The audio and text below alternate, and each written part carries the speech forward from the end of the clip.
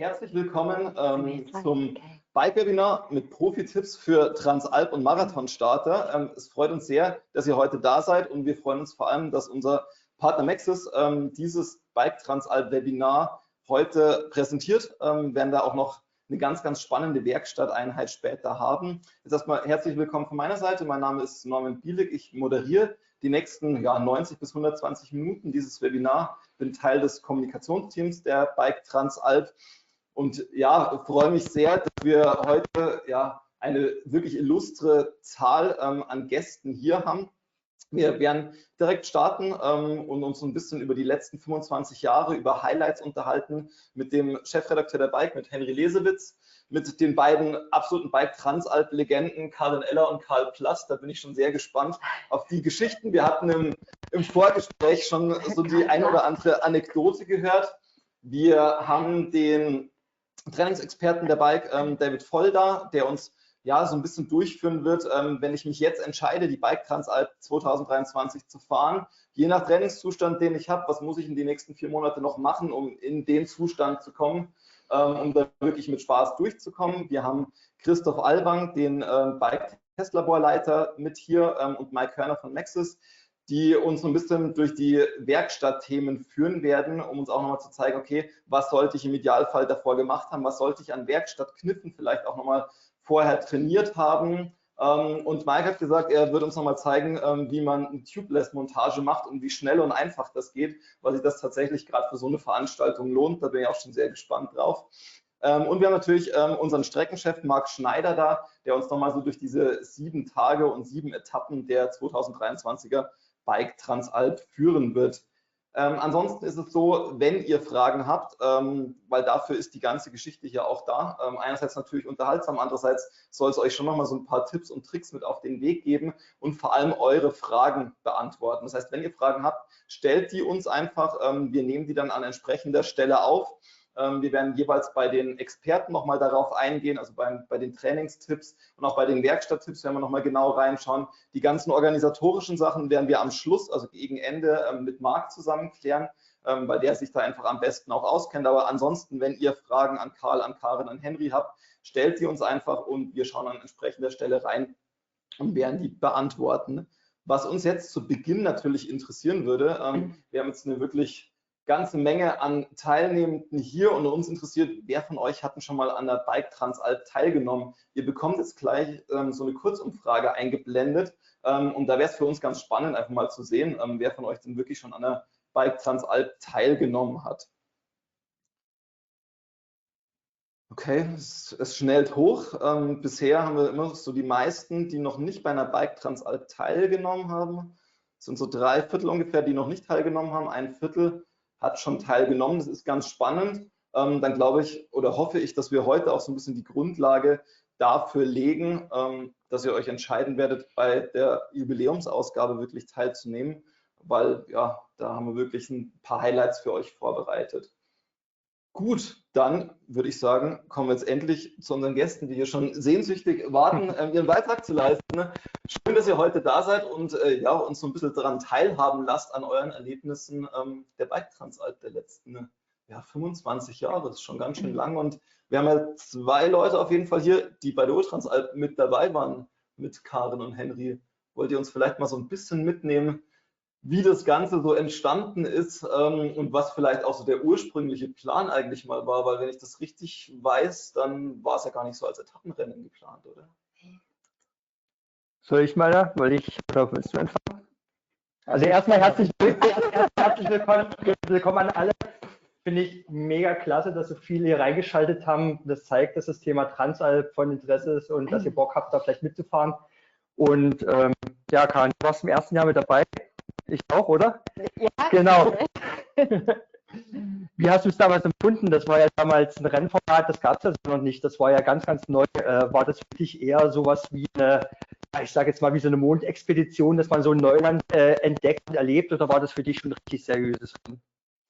Ich bin da irgendwie, also ich weiß gar nicht, wie das überhaupt kam, dass ich da plötzlich drin war in dem Rennen. Ich weiß nur, dass Uli Stanzio mich gefragt hatte, ob ich mit ihm und dem Wolfgang Renner recherchieren möchte. Für so ein, der hat so eine Vision, so ein Rennen über die Alpen. Und Start sollte eben in Bayern sein und Ziel in Riva in einem durch.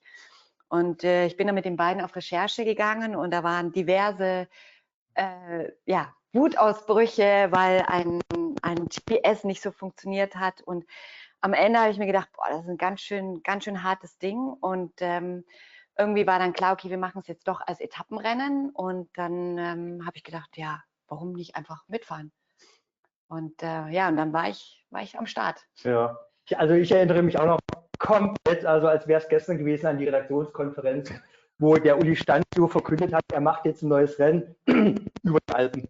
Und damals muss man sich vorstellen, heute kennt man das natürlich durch Cape Epic, durch andere Veranstaltungen. Damals war so das Härteste, was man machen konnte, ein 100-Kilometer-Marathon. Das war schon der Wahnsinn. Man hat gesagt, man fährt 100 Kilometer und die Leute haben einen angeguckt, als wäre man vom Mond irgendwie. Wie kann man das machen, 100 Kilometer Mountainbike fahren? Und dann gab es das Rennen über die Alpen. Von Mittenwald nach Riva soll es gehen, und weil die sich nicht vorstellen konnten, dass es da Genehmigungen dafür gibt, haben sie gesagt, machen wir Nonstop. So haben wir es ausgeschrieben, 1997 in der Bike, und dann haben sich 500 Leute gemeldet, die das machen wollten. Und da hat der Verleger natürlich vom DS Klasing Verlag halt die Füße bekommen, hat gesagt, Herr Stanzio, was machen Sie da, wenn da einer abstürzt, wenn es da Gewitter gibt? Da gibt es Tote, können Sie nicht machen. Und dann haben sie kurzfristig, wie die Karin schon sagte, die Strecke gescoutet und haben ein Etappenrennen draus gemacht. Und das ist das Rennen jetzt 25 Jahre später in seiner Form immer noch so gibt, dass es immer noch so viele Leute anzieht. Das finde ich einfach total cool. Ja. Und ich glaube, was halt vor allem keine Erfahrungswerte hat, das war das erste Mal wirklich ein Teamrennen. Also, dass du zu zweit da an den Start gehst und wie das ist, wirklich ein paar Tage hintereinander mehr als 3000 Höhenmeter zu fahren. Also hatte keiner letztendlich Erfahrung, wie man sich sowas einteilt, wie das ist, da plötzlich mit einem Partner zusammen sowas zu machen und 7 Tage durchzuhalten. Genau, du sagst es.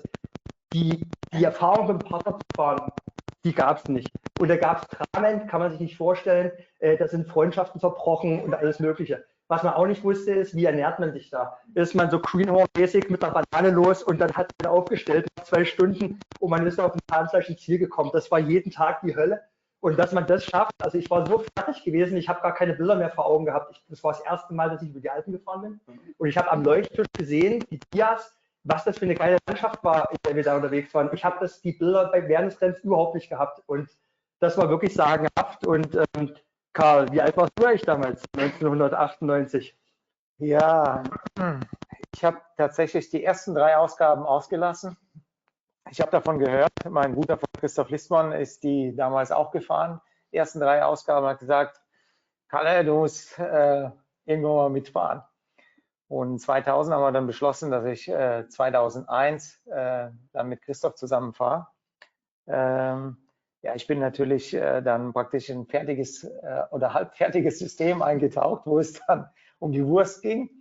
Und für mich war das natürlich ein Erlebnis, aber auch, ja, wir wollten da schon performen.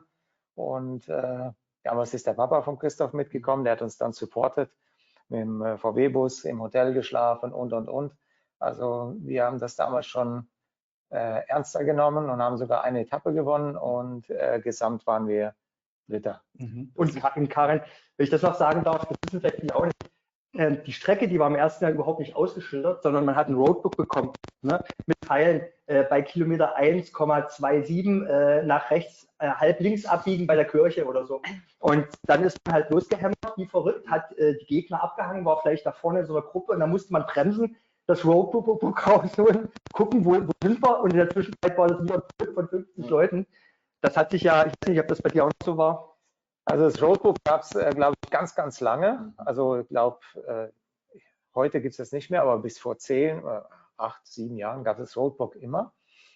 Aber man hat zusätzlich natürlich Schilder hingemacht, aber in dem Jahr 2001 war das schon voll ausgeschildert. Ja. Ja, ich finde es auch spannend, weil also gefühlt ist ja Karl bei dir auch mit der, also habt ihr eine sehr enge Symbiose, du und diese Veranstaltung irgendwie, weil ich das Gefühl habe, dass ja die Bike Transalp und auch dieses Format am Schluss deine Karriere ja sehr stark geprägt hat, und du für mich immer so dieses totale Bild von, also wenn ich an Transalp denke, an Bike Transalp, dann habe ich sofort irgendwie dich im Kopf, und das war auch so, ich weiß noch, als ich so um die 20 war und dann irgendwie viel Bike-Magazine gelesen habe, dann waren das immer die Bilder, die auch einfach gekommen sind, die da waren, wie ist denn das für dich auch einfach, also in deiner Karriere, wenn du da jetzt darauf zurückschaust, irgendwie auf diese letzten Jahrzehnte auch, wie ist da diese Verbindung, die du zur Bike Transalp hast?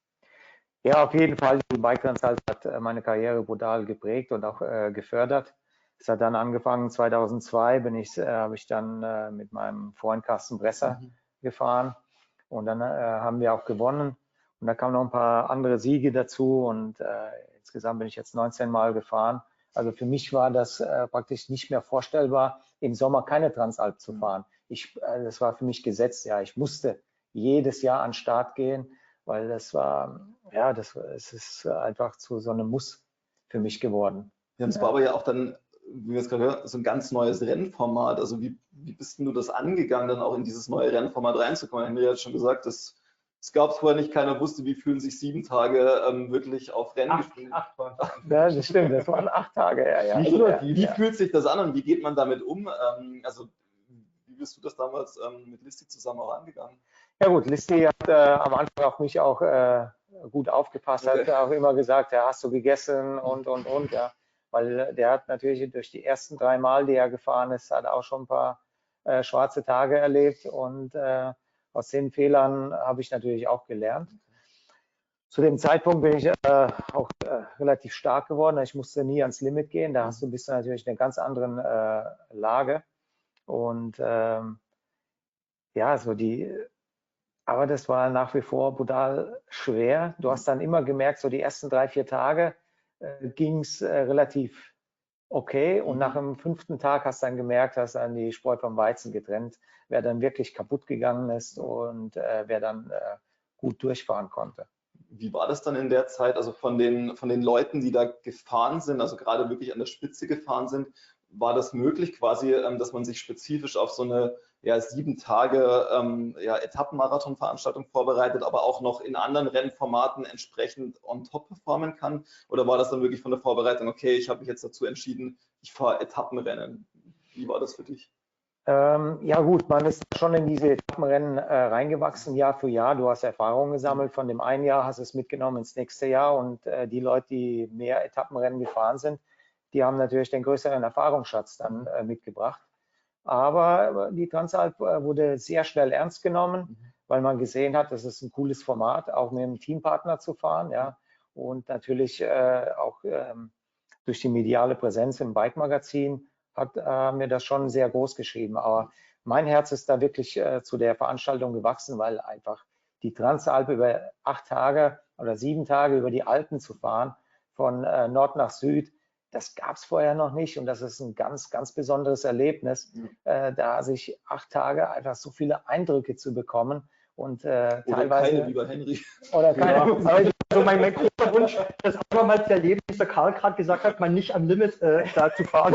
Aber am Limit war ich auf jeden Fall am Limit, ja.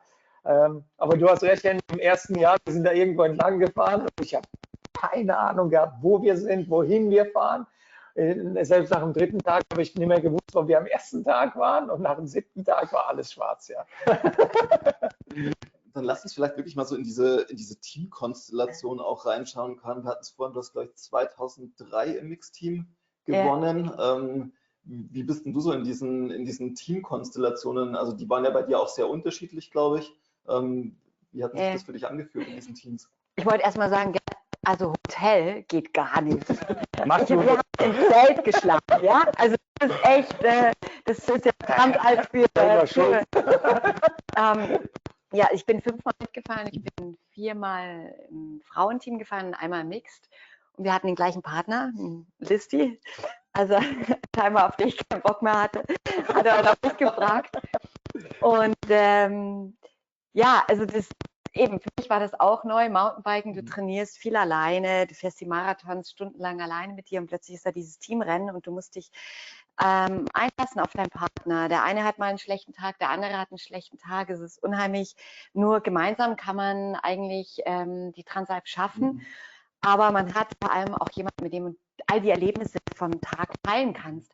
Mit dem du vielleicht auch, ja, also dieses Teilen, am Abend zusammenzusitzen, das ist schon das Besondere, dass es ein Teamrennen ist. Ja. Ich hatte 3-mal super Erfahrungen gemacht mit dem Frauenteam, also es war wirklich so eine ja, eine richtige Freundschaft ist eigentlich entstanden. Einmal war der Horror, da bin ich kurzfristig, ist meine Partnerin ausgefallen und ich bin mit jemandem gefahren, wir kannten uns eigentlich überhaupt nicht und sie wurde mir auch noch angepriesen, die ist echt hart, das ist eine Kanadierin, die macht so Outdoor, extremes Outdoor-Zeugs, die isst auch Würmer und so und die macht es bestimmt.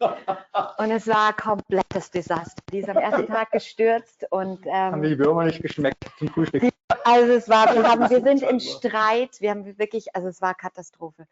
Und im Mixteam war auch eine ganz spezielle Erfahrung. Also ich glaube, Lissi und ich, wir sind auch super zusammengewachsen. Ich bin froh, dass er nicht mein Freund war. Wahrscheinlich wären wir nicht mehr zusammen oder wir hätten geheiratet. Weiß nicht.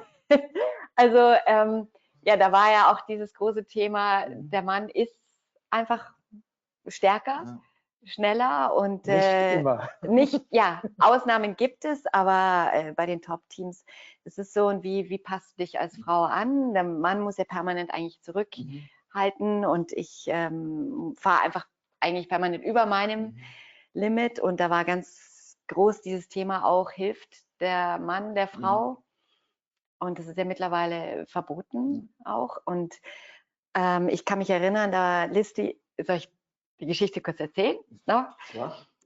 Also wir waren an 2. oder 3. Position und dann hat Listi am 3. Tag gesagt, Karin, also so geht es nicht. Wir müssen uns irgendwas einfallen lassen. Die ersten, die ziehen alle. Also die hatten dann Fahrradschläuche, wo die Partnerin gezogen wurde oder eben auch andere Sachen. Und dann hat Listi seinen Vater beauftragt, er soll eine Hundeleine für so und so viel Kilo besorgen. Und wir hatten dann echt so eine Dackelleine, die, wenn du sie vorne, wenn ich sie am Lenker ausgehängt habe vor der Abfahrt, ist sie reingeschnalzt in den Sattel von Listi und hat dann hinten noch so einen Haken gehabt, hat die dann jedes Mal so einen Haken gegeben. Also es war eigentlich grauenvoll, an der Leine zu fahren, 6 Tage lang.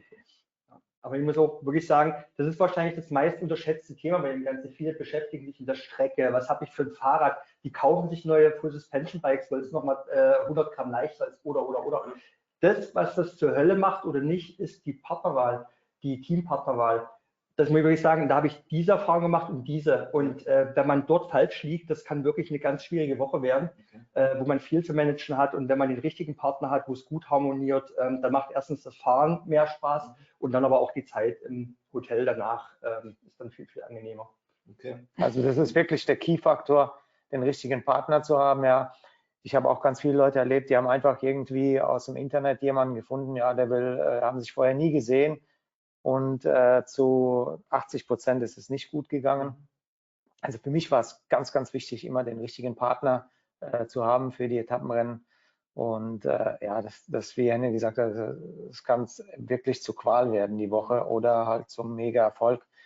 Wir haben vorhin ein bisschen geredet über die Transalp-Zeit und ich habe gesagt, ich könnte mir heute gar nicht vorstellen, die Transalp alleine zu fahren. Das würde mir gar keinen Spaß machen. Also ich muss das im Teamrennen machen, aber dann wirklich mit einem Partner, den ich gut kenne, mit dem man sich versteht, weil du hast einfach so viele Geschichten, die du am Ende vom Tag zusammen teilen willst, ja, und darüber erzählst. Da sind so viele Emotionen und einfach Eindrücke da, die du verarbeiten kannst mit deinem Teampartner und das macht eigentlich das Transalp-Rennen auch aus. Okay. Ich glaube, man muss sich einfach vorher genau klar werden, welche Erwartungen jeder Partner hat und es ist ja auch so, dass bei 7, 8 Tagen immer totale Tiefpunkte auch dabei sind und meistens nicht gleichzeitig.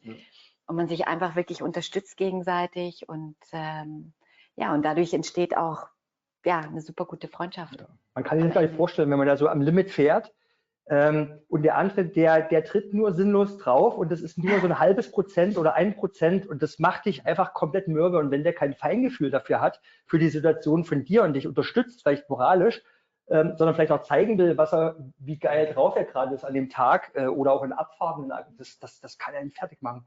Und ja, dann fällt halt ein falsches Wort, dann ergibt es das andere Wort und schon ist so eine Freundschaft mal ganz schnell am seidenen Faden. Da muss man aufpassen, da kracht es mal kurz. Aber wie ist es dann wirklich so dieses, also vorher wirklich klar machen, wer was erwartet und das zusammenbringen oder was, also wie suche ich mir dann wirklich so den richtigen Partner? Ja, du hast genau gesagt, also man kann natürlich schon fahren mit unterschiedlichen Leistungslevels, aber man muss vorher drüber reden, was will man denn dort machen, was erwartet der andere, das ist auch ganz ehrlich und auch ganz ehrlich unterwegs sagen, wenn es dann mal nicht so gut geht, wenn man in einem schwarzen Loch ist, wie auch immer, weil manche sind da ein bisschen eitel, gerade Männer untereinander geben das dann oft nicht so zu, sondern übertünchen das dann irgendwie, aber da kann ich nur sagen, absolute Ehrlichkeit vor dem Rennen, aber auch dabei. Dann lasst uns mal von dort vielleicht in ein ganz spannendes Thema schauen, was irgendwie immer wieder kommt. Also, es gibt ja während der Transalp hat ja jeder so seine Tasche, wo alles rein muss, die ja mit seinem Volumen einfach begrenzt ist. Gibt es sowas, wo ihr gesagt habt, okay, das will ich immer dabei haben, das ist nicht unbedingt super sinnvoll, aber das ist irgendwie ein Teil, das gönne ich mir, dass ich das dabei habe auf dieser Woche Transalp? Muss man echt überlegen. Ja, ich habe da natürlich der iPod und die Musikbox, die ist ganz wichtig. Ja. Also, die ist aber auch essentiell. Also essentiell muss da sein, dass man sich dann vorm Rennen, wenn man sich umzieht, habe ich immer meine Hymne, das ist von der Gruppe, die heißt Terror, Always the Hard Way, kommt dann und dann bin ich im Modus und genauso danach, also das brauche ich. Okay. Hast du auch was? Also Musik, ich bin nicht so ein Musikfreak. Keine Ahnung. Nee, ich habe eigentlich nichts Besonderes in der Tasche. Kein Kuschelbärchen oder was? Im Rucksack? Ja, im Rucksack. Ich habe tatsächlich kein Ritual befolgt. Ich war einfach zufrieden. Okay. Das ist ja auch schön. Dani, wie ist es bei dir gewesen?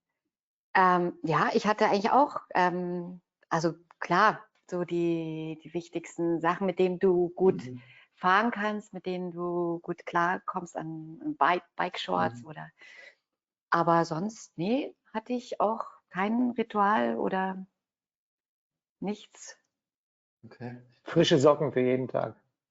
Das ist schon auch Ja, das Übliche halt. Aber das ist auch von Rennen zu Rennen unterschiedlich, wie groß die Taschen sind. Es gibt ja viele Etappenrennen und bei der Bike Transalp, das kann ich nur sagen, die Taschen sind groß genug.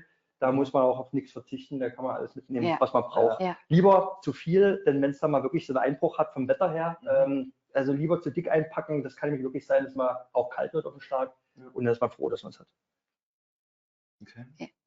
Wie habt ihr euch so, also wenn wir uns wirklich uns mal anschauen, so diese 7 Tage, die da vor euch liegen, wie habt ihr euch die gestaltet? Also wie sind so, also wir werden es gerade so mit Routinen irgendwie oder Ritualen, aber also gibt es so eine Routine, die ihr dann irgendwann habt, wo ihr sagt, okay, eine Stunde vorher aufstehen, wie Henry ist, so ein bisschen Musik noch hören, irgendwie ein bisschen was frühstücken und dann geht's los? Oder also ist es dann wirklich, da ist das komplette Außen abgeschalten oder habt ihr dann noch viel Kontakt mit, weiß nicht, Familie daheim irgendwie regelmäßig? Wie hat das für euch funktioniert? Also ich weiß nur, dass immer ganz schön viel zu tun ist, wenn du dann ins Ziel kommst. Du bist echt dann beschäftigt, erstmal deine Tasche zu finden oder zu suchen. Du bist damit beschäftigt, deine Unterkunft aufzusuchen. Hat Henry auch gesagt, nie das Hotel Panorama buchen, sondern immer das Gasthaus weil es zentral ist. Genau, das fand ich echt gut, weil es nichts schlimmer, als wenn du dann noch irgendwo auf den Berg hoch musst. Ja, und dann bist du beschäftigt, dich zu regenerieren und Massage und Essen. Und morgens, ja, ich habe versucht, so lange wie möglich mal zu schlafen. Und es wurde mit jedem Tag mehr. Und wie lange ist es dann? Also mit der Zeit zum Start? Also wie viele Stunden vorher stehst du dann auf? Oder bist du aufgestanden? Ich glaube, es war immer um 6. Um 8 war Start, manchmal 7. Also 2 Stunden. Ja. Ich glaube, früher war Start immer um 8 und jetzt ist um 9. Um 9, ja. Das war auch manchmal ein Problem in den Hotels natürlich, klar. So zeitig früh um 6. Aber das ist inzwischen eigentlich entspannt. Die Hotels sind noch eingestellt auf das Rennen und dann kriegt man da alles, was man braucht. Wie ist es bei euch? Na gut, ich habe natürlich den Luxus des Profilebens gehabt. Wir haben immer Physiotherapeuten, Mechaniker, Teammanager dabei gehabt, ja. Und wir mussten im Prinzip nur Rad fahren. Das ist auch genug. Ja, am besten so schnell wie möglich. Und ja, unser Ritual war, also manche Profis stehen dann doch lieber 3 Stunden vom Start auf, weil sie dann das letzte Mal essen wollen, 3 Stunden vorher. Mir war das eigentlich wurscht. Ich bin 2 Stunden, 1,5 Stunden vorher aufgestanden und gegessen, aber nicht so viel, einfach so, dass ein bisschen was im Magen ist. Und dann ging es dann zum Start, so eine halbe Stunde vorher aufs Rad hocken. Manche hocken sich eine Stunde vorher. Also die Rituale sind da wirklich ganz individuell. Früher habe ich mich gar nicht warm gefahren vorm Rennen, ja.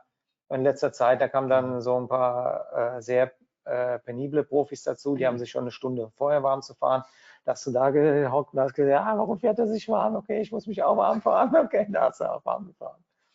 Ich glaube, es ist auch nicht zu unterschätzen. Ich meine, wenn du natürlich jetzt nicht du warst ja immer relativ früh im Ziel, du hattest viel Zeit am Nachmittag, dich zu regenerieren, zu essen, Massage, um dein Bike wurde sicher gekümmert. Wobei in der ersten Zeit nicht, da habe ich mein Bike auch viel selber gemacht, ja, erst dann ein bisschen später, wo ich bei Bulls war, da haben wir Full Service gehabt. Ja, aber ich glaube, das ist halt, das sollte man vielleicht auch sagen, dass es nicht zu unterschätzen ist, wenn du halt es ein bisschen gemächlicher angehen lässt, dann kommst du halt jetzt vielleicht nicht schon mittags ins Ziel und du musst dich dann klar um dein Bike kümmern, Bike waschen, du musst einchecken im Hotel, du musst deine Sachen vorbereiten für den nächsten Tag, du willst dich ein bisschen dehnen, stretchen, essen. Es ist einfach nicht viel Zeit da und es ist schon gut, wenn man einfach weiß, was man braucht für sich und einfach einen Plan hat und ein zentrales Hotel hat. Ja, deshalb habe ich auch einen riesen Respekt vor denen, die eigentlich hinten reinkommen, weil die lassen es ja oft nicht gemächlich angehen, sondern die sind natürlich genauso am Limit wie die Profis, manchmal noch mehr, weil sie natürlich nicht die Möglichkeit haben, so zu trainieren oder weil es halt Neueinsteiger sind. Das Rennen ist auch machbar, finde ich, für Leute, die jetzt nicht übermäßig trainiert sind. Man kann da viel mit dem Kopf machen. Aber eben, wenn du dann halt abends um 16 Uhr reinkommst, dann wird der Tag nach hinten aus ziemlich knapp. Zum Hotel, umziehen, duschen, das Fahrrad und das alles, was essen und dann ist ja schon wieder fast abends und dann legst du ins Bett und dann klingelt der Wecker um 6 wieder und dann geht's weiter. Ja, das ist, ich habe es auch gerade daran gedacht, als Karl das erzählt hat, dass du zuerst Profi dann mehr Regenerationszeit auch nochmal irgendwie aufgrund der kürzeren Zeit, die du fährst. Und ich muss mich da immer erinnern an ein Interview, das hatte ich letztes Jahr gesehen mit dem damaligen deutschen Marathonmeister, der so sagte, er bewundert es total, wie Leute einen Marathon in 4 Stunden laufen können, weil also er könnte einfach nicht so lange laufen. Und also er meinte das gar nicht so sarkastisch, sondern wirklich, der trainiert darauf und der kann keine 4 Stunden laufen. Der muss das Ding halt auch so schnell laufen. Das ist schon ganz spannend. Ich glaube, das ist auch total wichtig, sich zu überlegen, okay, das ist so once in a lifetime experience und will ich mir da jetzt echt den Stress machen, ob ich 20. werde oder ob ich 40. werde. Ja, 20. ist vielleicht noch her. 20. Aber ob ich jetzt 50. werde oder 60. oder 100. oder 120. ist dann eigentlich egal. Muss ich da echt dann meine Rolle mitschleppen? Muss ich noch eine Stunde früher aufstehen?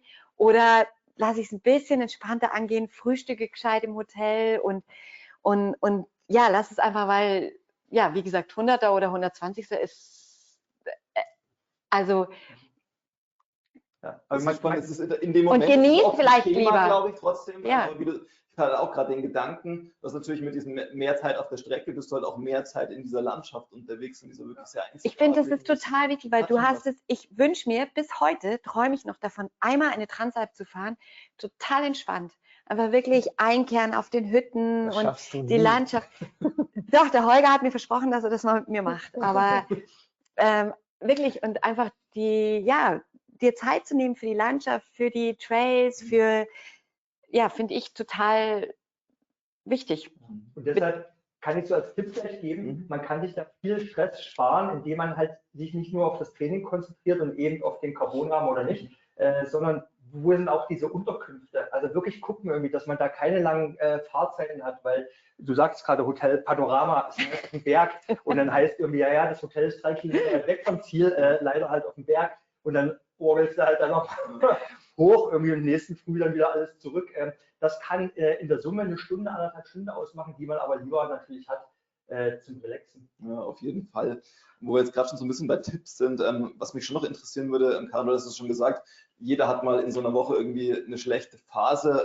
Wie seid ihr mit Motivationstiefs auch umgegangen? Also habt ihr da irgendwie Tipps, wie man das irgendwie in den Griff bekommen kann?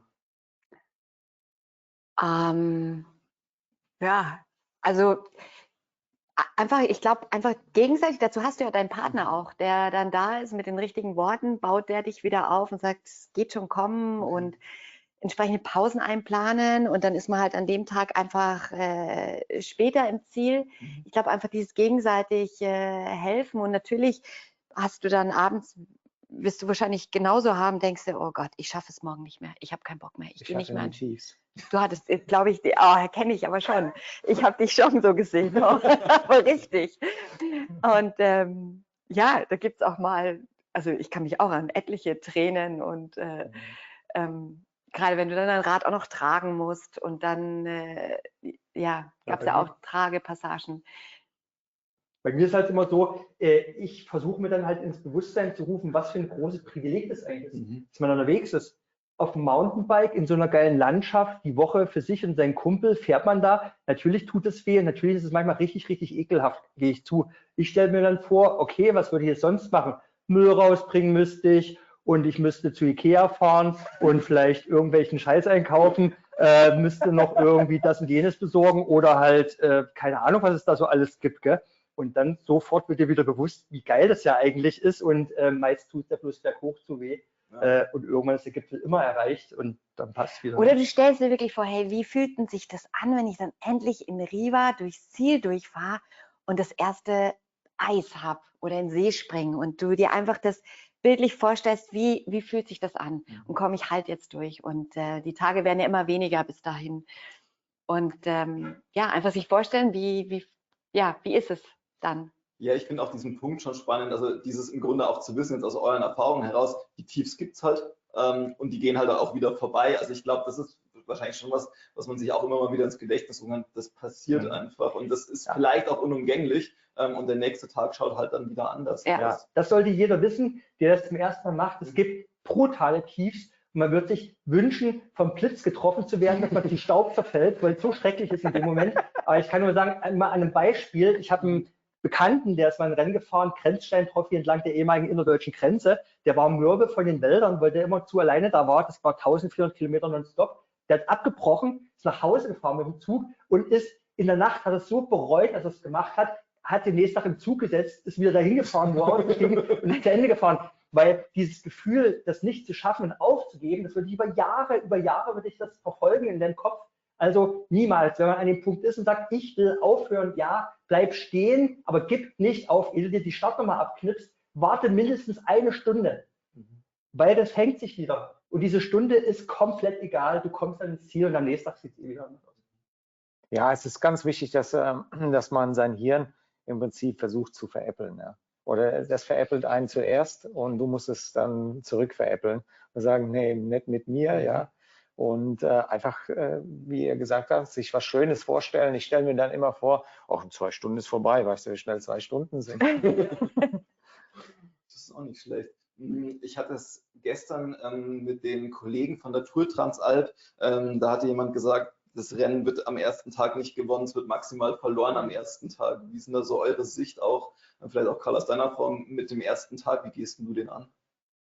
Ja, ist immer ganz schwer. Du bist am ersten Tag super motiviert, du bist frisch, hast Bock und dann trittst du in die Pedale rein, hast kein Gefühl natürlich, ja, ziehst dir direkt die ganze Energie leer und dann stehst du da wie ein Ochs vom Berg. Ja.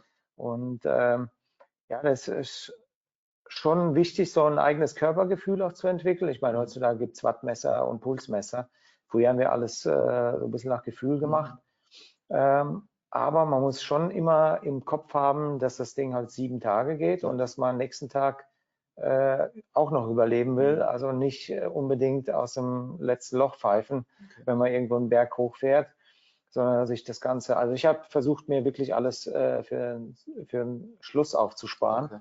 Klar, wenn am Anfang die Post abgeht und dann entscheidest du kannst schon mal ans Limit gehen, aber halt nicht zu lange. Ja. Wenn du natürlich 2 Stunden am Limit fährst, die Zeche zahlst du auf jeden Fall. Ja. Wenn du natürlich nur 5 Minuten ans Limit gehst, das kannst du schon mal machen, aber dann musst du auch schnell wieder reduzieren. Ja. Okay. Und was man auch oft feststellt ist, dass viele Leute im Laufe der Woche eigentlich besser werden, also vom Gefühl. Also die fahren los, der Körper reagiert ganz seltsam, der will das eigentlich nicht, ist zu schnell, zu viel Stress, die Leute drumherum und der erste Tag ist oft eigentlich der Schlimmste.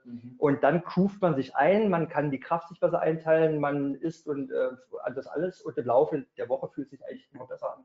Das ist auch so ein Phänomen oft bei vielen. Genau, wenn du nicht zu schnell angefangen hast oder wenn du gemach angefangen hast, ordentlich gegessen, regeneriert und dann werden die meisten eigentlich hinten raus, also ich weiß nicht, ob sie schneller werden, aber zumindest gleich bleiben. Sie gehen nicht kaputt. Ja. Ja. Deshalb, wer sich jetzt nicht für so eine Top-Platzierung interessiert, kann ich auch nur empfehlen, eher hinten hinstellen in den Startblock als da vorne, weil da vorne knüppeln die immer los und überholt werden, ist immer irgendwie doof. Deshalb lieber weiter hinten losfahren und dann schwimmt man so mit. Okay.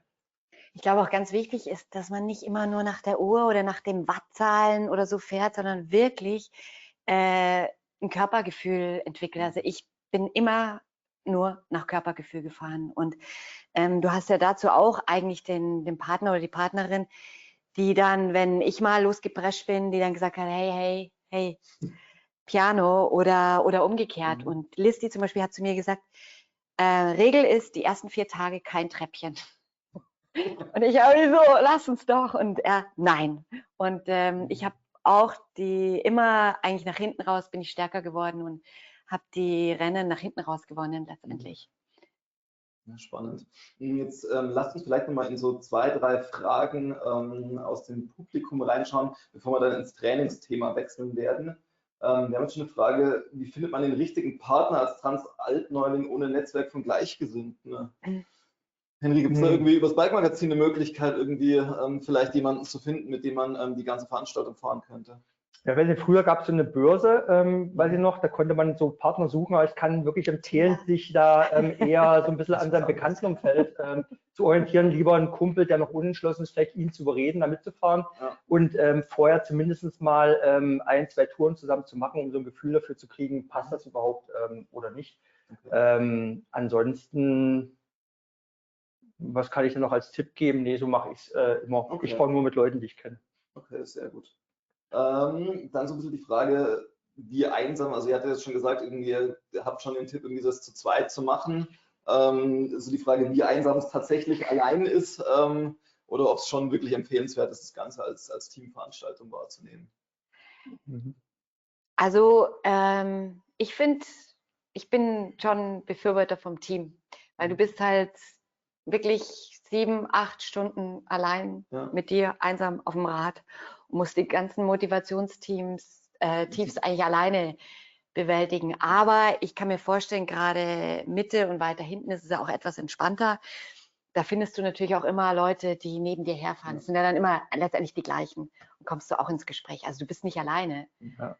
Aber klar ist es natürlich als Team was Besonderes, weil du auch die Erlebnisse tauschen kannst. Ja, ich finde das ganz spannend. Ich hatte es mit Marc, also unserem Streckenchef, im Vorgespräch schon, der hatte immer gesagt, so spätestens ab Tag 2 fährst du in so eine Art Familie, gerade wenn du so ab dem mittleren Bereich auch fährst irgendwie und hast dann ja auch so ein bisschen die Möglichkeit, wenn es gerade passt, dann fährt man so richtig zusammen, ansonsten nimmt man sich so ein bisschen raus. Das kann dann schon auch eine gute Möglichkeit sein, wenn es wirklich gar nicht anders geht. Ja, also wirklich komplett verrückt. Ich weiß gar nicht, wie das ist, egal wie das Streckenprofil ist. Oder wie das Wetter ist oder keine Ahnung was, man fährt immer mit denselben Leuten die ganze Woche. Jeden Tag eigentlich hat man dieselben Leute um sich drumherum. Egal, ob man sich jetzt vornimmt, schneller zu fahren oder langsamer, es sind immer dieselben drumherum. Denkt ja manchmal auch der schon wieder. Ja, und der eine mit der knarzenden Pedale, der aber rumnervt, der fährt immer vor einem. Ja, genau. Und deshalb sind auch die Solo-Starter, für mich ist das schon reizvoll, aber auch die sind quasi da so ein bisschen integriert in diese ganze Gemeinschaft. Also so richtig alleine ist man da nicht. Okay, super. Dann würde ich sagen, danke euch erstmal für eure Erfahrungen schon mal. Wir kommen später ja nochmal genau in der Konstellation zusammen. Wir werden uns jetzt das Thema Training ein Stück weit näher anschauen, also wie wir uns wirklich vorbereiten können und werden uns jetzt quasi während sich David fertig macht, noch eine kleine Bildershow anschauen aus einfach 25 Jahren Transalp. Die lassen wir einfach mal unkommentiert so durchlaufen. Das sind ganz viele Einsendungen, die wir bekommen haben von so ganz besonderen Erlebnissen und Erlebnissen, die den Leuten im Kopf geblieben sind.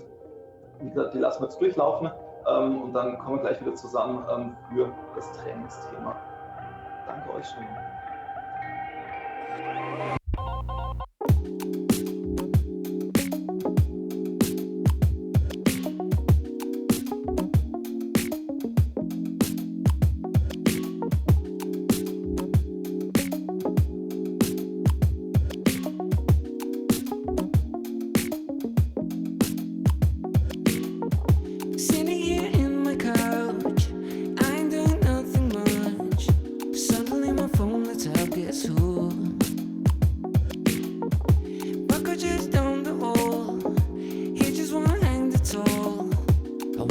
unexpected life from you. He smiles and he sticks around. He speaks and he stings too loud. A friend is a friend, what can I do? Tell me a crazy joke. I recognize the smell of smoke. Came down time to go where through. What you say? What do you think? You just get mad at me. There's another man coming up. He couldn't leave so soon. He couldn't leave so soon. He will be here in June. He couldn't leave so soon. He pulls me out of June. Genau, dann freuen wir uns, ja jetzt, David, dass du da bist und so ein bisschen was zum Thema Training und Vorbereitung uns erzählen kannst. Du hast selber 6-mal, glaube ich, an der Bike Transalp teilgenommen. Ja, genau. Erstmal so zum Anfang, wie war das für dich so? Ja, die ersten Male war es natürlich neu. Ich bin das erste Mal mit 18 gefahren. Das heißt, damals musste ja heute auch noch 18 sein, um teilnehmen zu können. Und extra dann auch noch den Wehrdienst nach hinten geschoben mit Sondergenehmigung, damit ich dann, weil ich das schon gebucht hatte. Und war natürlich extrem spannend, weil ich noch nie zuvor in meinem Leben in den Bergen war. Noch nie. Und allein bei der Anreise schon ist mir die Kinnlade runtergefallen, als ich die hohen Berge gesehen habe. Und ja, das war einfach, ja, durchkommen war das Ziel. Und das habe ich dann auch geschafft mit meinem Freund. Okay, wie war dann so deine Vorbereitung? Du sagst, du warst zum ersten Mal wirklich in den Bergen. Das können wahrscheinlich einige nachempfinden oder einigen wird es genauso gehen. Wie sah da deine Vorbereitung aus? Ja, ich habe tatsächlich erst 2 Jahre vorher mit Mountainbike angefangen und bin so sporadisch gefahren und habe mich wirklich nicht gezielt darauf vorbereitet. Es war damals noch so, man musste auch die Bewerbung hinschicken. Also es war nicht klar, dass man unbedingt genommen wird und war eher so eine Schnapsaktion und oder Schnapsidee, sagt man ja. Und dann haben wir die Zusage bekommen und ja, sind einfach ohne Ziel, also nur mit dem Ziel durchzukommen, hingefahren. Das heißt, es war schon auch so die Vorbereitung eines 18-Jährigen quasi. Unglaublich, ja. Am ersten Berg lag ich schon im Gras mit Krämpfen im ganzen Körper und am Ende im Ziel komplett versalzen. Und Schön. Das volle Programm. Jetzt haben wir ja, wenn sich Leute quasi heute entscheiden würden oder jetzt entscheiden würden, okay, 2023er Bike Transalp, da habe ich wirklich Bock mitzufahren, dann haben wir noch 4 Monate Zeit, was ja, glaube ich, in ganz unterschiedlichen Trainingszuständen wirklich ja eine gute Zeitdauer ist, um sich noch entsprechend vorzubereiten. Was würdest du sagen, wie kann ich das angehen, wenn ich sage, okay, ich entscheide mich jetzt, ich habe noch 4 Monate Zeit, was kann ich da machen? Genau, also man schaut sich halt auch erstmal an, wie der Transalp aussieht. Wir haben jetzt eben schon darüber gesprochen, mehrere Tage möchte ich Leistung erbringen und dann brauche ich auch eine Grundlage, eine große Grundlage, eine breite Grundlage, um auch das Ganze verdauen zu können und zu verkraften. Und von daher ist es wichtig, erstmal Basiskilometer zu sammeln. Und ich empfehle da schon mindestens so 12 Wochen jetzt noch in die Vorbereitung zu gehen, um auch etwas Struktur reinzubringen, damit ich das Ganze eben auch wuppen kann. Okay, aber das heißt, an dem Thema Grundlagenausdauer hat sich eigentlich auch die letzten Jahre erstmal nichts geändert. Die brauche ich in einer gewissen Breite einfach. Und die Transalp ist jetzt auch kein Rennen wahrscheinlich, wo ich wirklich über die Laktatschwelle unbedingt gehen sollte, sondern da bewege ich mich ja im Idealfall nahe dran, aber bleibe einfach drunter, oder? Genau, also das ist so, dass wir einfach zum einen die Grundlage brauchen, um erstmal die ganzen Tage überstehen zu können, zum anderen aber auch, um Intensitäten verkraften zu können und zum dritten, um schneller regenerieren zu können. Also wenn ich eine schlechte Grundlagenausdauer habe, ist meine Erholungszeit auch schlechter. Und gerade bei 7 Tagen ist es natürlich sehr notwendig, dass ich mich gut regenerieren kann, um am nächsten Tag wieder am Start zu stehen und weiter die nächste Etappe bestreiten zu können. Okay. Was ist denn so aus deiner Sicht so der Zeitpunkt, zu dem ich spätestens mit einem spezifischen Training auch anfangen sollte, also wo ich mich dann vielleicht ein Stück weit vom Grundlagenausdauertraining wegbewege? Genau, also ich würde jetzt vorschlagen, also so herangehen, dass ich jetzt erstmal empfehlen würde, Grundlage zu trainieren, vielleicht auch das eine oder andere den einen oder anderen ins Trainingslager zu schicken sozusagen oder das zu empfehlen, wo man gezielt an der Grundlage erstmal arbeitet und dann im April, Mai, dann Ende April dann schon so ein paar Intensitäten mit einzubauen. Also das heißt im Grundlagenausdauerbereich 2, das ist immer noch unter dieser, was du schon angesprochen hast, unter der Laktatschwelle und da kann ich auch gezielt dann auch schon verschiedene Kraftausdauereinheiten einbauen in dem Bereich. Das heißt, ich fahre längere Zeit mit einer schweren Übersetzung den Berg hoch. Okay. Wenn ich im Flachland wohne, kann ich kleinere Hügel nehmen, die dann eben mehrmals fahren. Oder auch im Flachen zum Beispiel den Gegenwind nutzen, wenn ich das habe. Wenn ich mich gut motivieren kann und ich habe einen Ergometer zu Hause, kann ich sowas natürlich auch gerne auf dem Ergometer machen. Das ist dann natürlich ein bisschen spezifischer, ein bisschen gezielter das Ganze auch noch. Und es bietet sich an, dann auch längere Touren ins Training einzubauen, wo ich dann auch mal über die Schwelle gehe. Okay. Zum Beispiel könnte ich auch dann Ende April, Anfang Mai ist ja dann das Riva Bike Festival auch als Einstieg zum Beispiel nehmen, um die erste Langstrecke zu fahren und da auch einfach erstmal zu schauen, wie kann ich mir so ein Rennen einteilen, wie sollte ich mich verpflegen und das als ersten Test vielleicht auch zu nehmen und zu schauen, wo sind dann meine Defizite noch. Also wirklich so diese Empfehlung, wirklich vielleicht eben, wie du sagst, zum Bike Festival am Gardasee, vielleicht wirklich diesen Marathon mitzufahren, um auch dieses Gefühl mal zu bekommen, wie fühlt sich das an so einer Startlinie zu stehen, weil ich kann mich da auch erinnern, ich war so, ich glaube 19 oder 20 im Studium gerade und bin da auch zum ersten Mal den Marathon dort mitgefahren und ich hatte genau das so vollkommen mit Adrenalin durch irgendwie und dranbleiben am Anfang und bin am ersten Berg also wirklich hängen geblieben. Das kann, glaube ich, auch schon mal eine ganz spannende Erfahrung dann sein, oder? Richtig, ja. Und genau da spielt zum Beispiel auch der Punkt rein, dass ich auch mal über die Schwelle gehe, weil wenn ich gerade am Anfang ein bisschen übermotiviert bin oder gerade in den Startphasen vielleicht ein bisschen zu viel will und mit der Welle mitschwimmen möchte, dann passiert es doch das eine oder andere Mal, dass ich einfach über meinem Niveau fahre. Ja. Und damit ich dann eben da nicht gleich Tribut zolle und wegbreche und die ganze Etappe schon zerstöre, weil ich einfach grau gegangen bin, ist es wichtig, dass ich da auch schon mal im Vorfeld einfach mal über die Schwelle gehe und dem Körper schon mal signalisiere, was auch auf mich zukommen könnte oder auf den Körper. Wir haben jetzt vorhin in den Gespräch mit den dreien zwei ganz unterschiedliche Herangehensweisen an so dieses Einteilen gehört. Karin meinte, sie hört sehr, sehr stark auf ihr Bauchgefühl und wirklich in sich und ihren Körper reinhören, wie es ihr geht. Dann waren schon so ein bisschen auf Puls oder Watt gesteuert, darauf auch zu schauen. Was ist da deine Empfehlung? Ja, also für denjenigen, der das jetzt nicht hoch ambitioniert fährt, empfehle ich schon auf jeden Fall eine Herzfrequenzkontrolle zu nutzen. Wer jetzt ambitionierter unterwegs ist, der wird sicherlich im Training eh schon mit einem Leistungsmesser unterwegs sein und der weiß natürlich auch seine genauen Bereiche und kann sich daran orientieren. Gerade bei langen Anstiegen ist es eben wichtig, dass ich da nicht unbedingt zu lange über die Schwelle gehe und kann das mit der Leistung natürlich noch viel genauer steuern. Okay.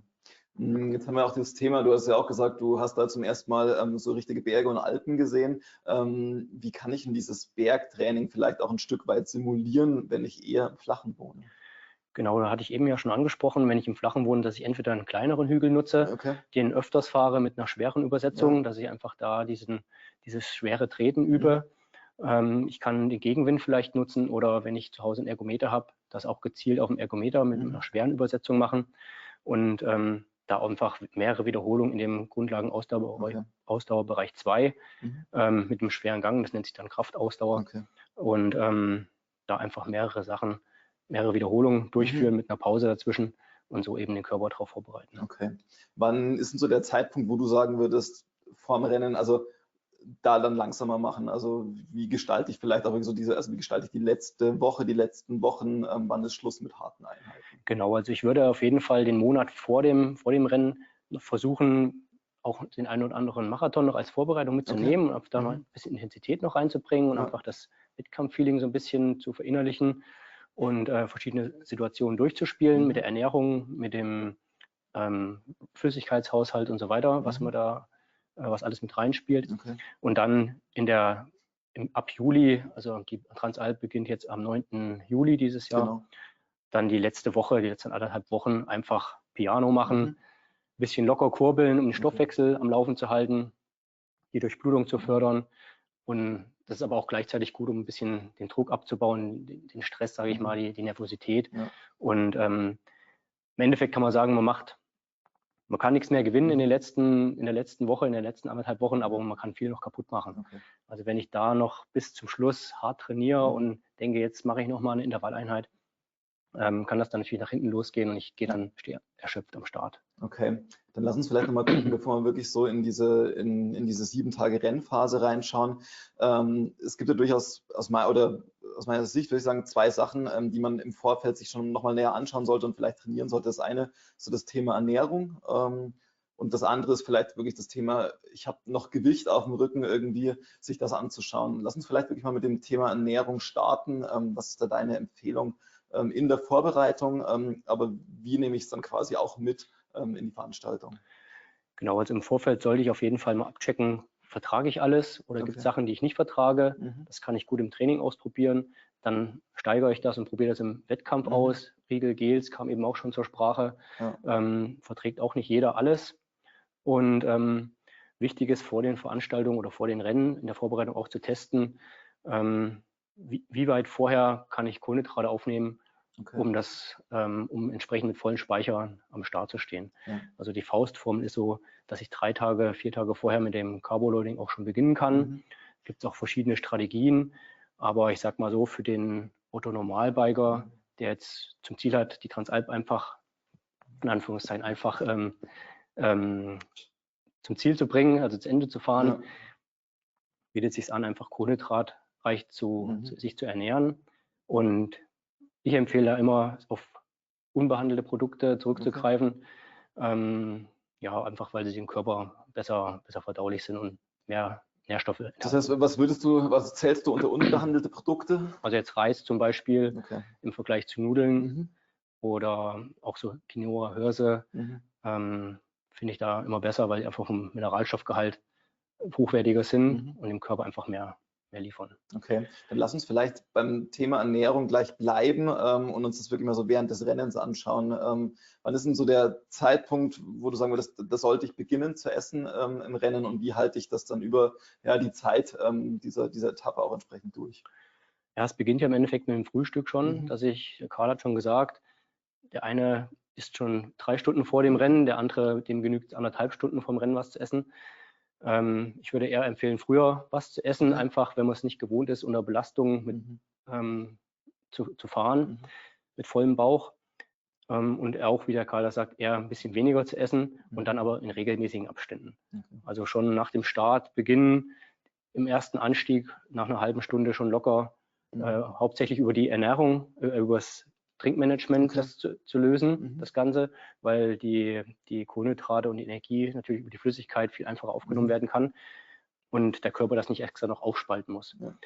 Trotzdem ist es sinnvoll, gerade bei so langen Tagen, wenn ich dann 6, 7 Stunden im Sattel sitze, auch was im Bauch zu haben. Und von daher zusätzlich auch immer mal ein bisschen in den Riegel zu nehmen und das gut zu managen. Also so jede halbe Stunde, alle 20 Minuten auf jeden Fall trinken und alle halbe Stunde, 40 Minuten auch mal ein Stück Riegel zu essen. Okay, und wie gestalte ich es dann, wenn ich im Ziel angekommen bin? Also da gleich voll machen wieder oder erstmal warten? Wie mache ich es? Genau, also im Ziel würde ich sofort auf schnell verfügbare Kohlenhydrate zurückgreifen, aber auch schon einen gewissen Anteil an Eiweiß, also Protein mit zuführen. Da hat sich tatsächlich auch durch verschiedene Studien herausgestellt, dass ein Milchgetränk mit Kakaopulver, also mit Kava, sage ich jetzt mal, einen ähnlichen Effekt hat, ähnlich hohen und hochwertigen Effekt wie hochwertige Recovery Drinks zum Beispiel. Und sind aber deutlich günstiger von der Anschaffung her und auch einfacher zu organisieren, weil ich kann dann in jeden Supermarkt gehen, mir eine Milch kaufen und ein Kava. Und das tatsächlich, weil wir haben dann sogenanntes Open Window, wo dann der Körper empfänglich ist für die Nährstoffe und gleichzeitig aber auch für Infekte. Von daher ist es auch wichtig, mich gleich warm anzupacken, wenn es gerade kühl ist oder wenn ich geschwitzt habe, trockene Sachen anzuziehen und eben über die Nahrung, über die Flüssigkeit schnell Kohlenhydrate und Eiweiße zuzuführen. Und dann kann man sich dann erstmal frisch machen, umziehen, duschen, bisschen entspannen. Schlaf ist vor allem sehr wichtig, gerade über so viele Tage hinweg. Die beste Regeneration ist immer der Schlaf. Und dann kontinuierlich kohlenhydratreich mich weiter zu verpflegen und nicht zu spät, zu schwer zu essen dann. Das wollte ich gerade sagen, weil also das Thema Regeneration ist, glaube ich, eins, was wirklich super relevant ist und von vielen unterschätzt wird. Und meine Erfahrung ist eher so, wenn ich sehr spät esse irgendwie, dann, also ich brauche immer so eine Zeit zwischen Essen und schlafen, damit das gut funktioniert, gerade bei so Belastungen, weil sonst habe ich gerade nach dem Essen dann nochmal so ein, wo der Körper nochmal richtig viel macht. Das heißt, du sagst auch, nach dem Rennen direkt essen und dann im Anschluss im Idealfall wahrscheinlich das weiterzuführen und dann so eine gewisse Zeitspanne zwischen Essen und dann Schlafen gehen auch zu haben. Genau, gerade vorm Schlafen, die letzte große Mahlzeit sollte dann auch nicht zu fett oder zu eiweißreich sein, weil das dann auch vom Körper schwer verdaulicher ist. Wenn dann vielleicht eher so Geflügel, wenn ich was Eiweißhaltiges zu mir nehmen möchte, und eben Kohlenhydrate. Ich kann halt nur meine Körperspeicher auch wieder maximal füllen, wenn ich eine gewisse Anzahl an Kohlenhydraten aufnehme. Und von daher sollte man da jetzt nicht so sparsam sein. Okay. Und weil du das gerade angesprochen hast mit der Regeneration und dem Schlaf, Karl hat es gesagt, er hat meistens oder hauptsächlich im Hotel geschlafen. Viele der Leser oder Teilnehmer, die werden wahrscheinlich auch im Matratzenlager, wie ich es mal nennen, übernachten. Da würde ich auf jeden Fall empfehlen, auch Ohrstöpsel mitzunehmen oder auch so eine Augenklappe, damit ich runterkomme, damit ich mich abschotten kann von den Umgebungsgeräuschen und wirklich auch Ruhe habe, um mich zu entspannen, weil das einfach ein sehr entscheidender Faktor ist für den Schlaf und für die Regeneration für den nächsten Tag. Okay. Jetzt hat man noch so dieses Thema Gepäck, was ich während der Tour dabei habe, was ich auch im Rucksack dabei habe. Ich habe jetzt natürlich nicht so viel dabei wie bei einer selbstorganisierten Transalp, sondern es ist wesentlich weniger.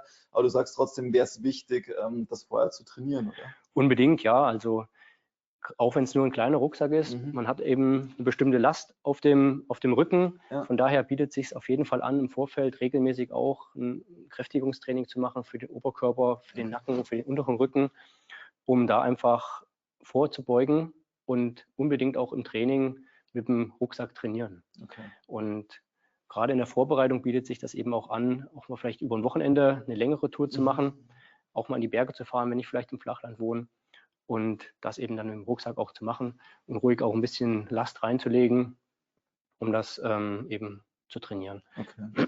Wie ist es so das leidige Thema des Ausgleichstrainings, aus deiner Sicht wahrscheinlich nicht leidig, sondern sollte unbedingt gemacht werden, aber was sind da so aus deiner Sicht wirklich die relevanten Punkte, die ich auf jeden Fall machen sollte in so einer Vorbereitung? Genau, viele haben eben im unteren Bereich des Rückens Probleme.